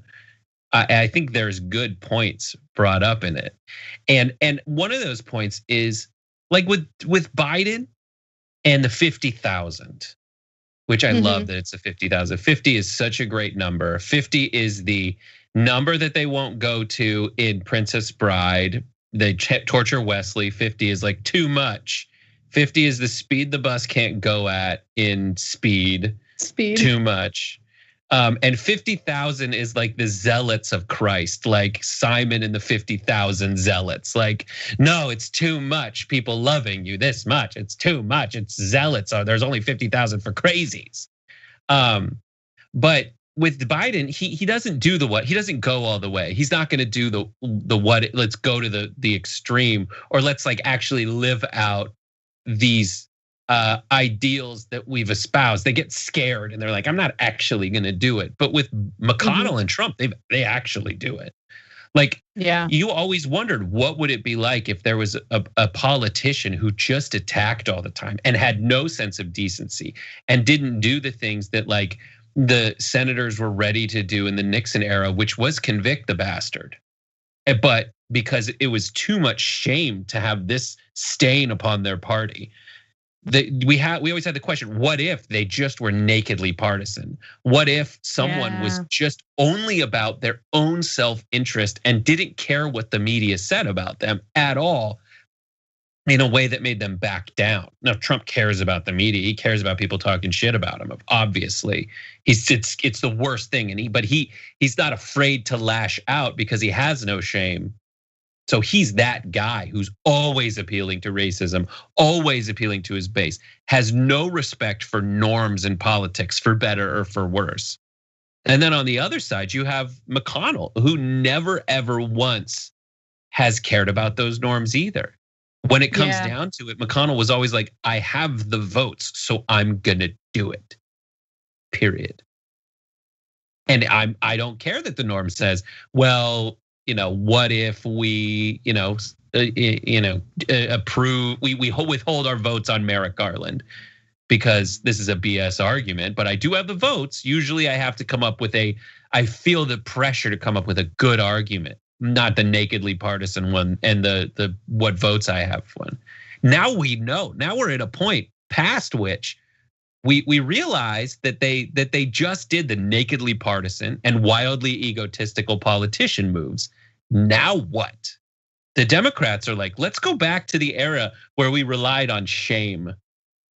And the Republicans are like, and half the Republicans are like, I'm down, can we? And the other half of the Republican more, not half, 7 Republican senators are like, let's go back. And the others are like, no, it's not worth it. What do we do now? I know.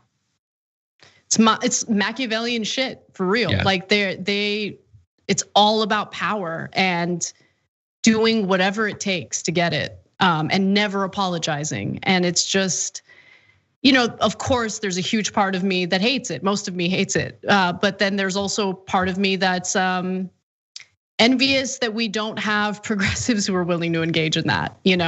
At least not yet. Anyway, that was I like that. I like that little political riff at the end there, Brett. That was really good. And you guys can probably get more of that on Happy Half Hour tonight, which is gonna come up right after we end the post game. Check that out on the Twitch channel, twitch.tv/TYT. And members, I love you guys. I'm a normal person, okay? I have my flaws, so please don't be too hard on me for admitting my vanity. I'm kind of a smart person. I'm just kidding. I'm kind of a smart person. Anna on 0 sleep makes it all the way through the show. Oh my God, last night was torture. Like just so, I just wasn't tired until 3:30 in the morning when I did get tired. And then, yeah, it was bad. But anyway, love you guys. Want to give a quick shout out to Mary Animal in the Twitch chat who does recognize that I put Brett Ehrlich for zero reason whatsoever in the lower third. That's hilarious. No, Brett, you're crazy. All right, guys. Have a great show, and everyone, make sure you check out Happy Half Hour, and I will see you tomorrow. Trust me, I'm like a smart person.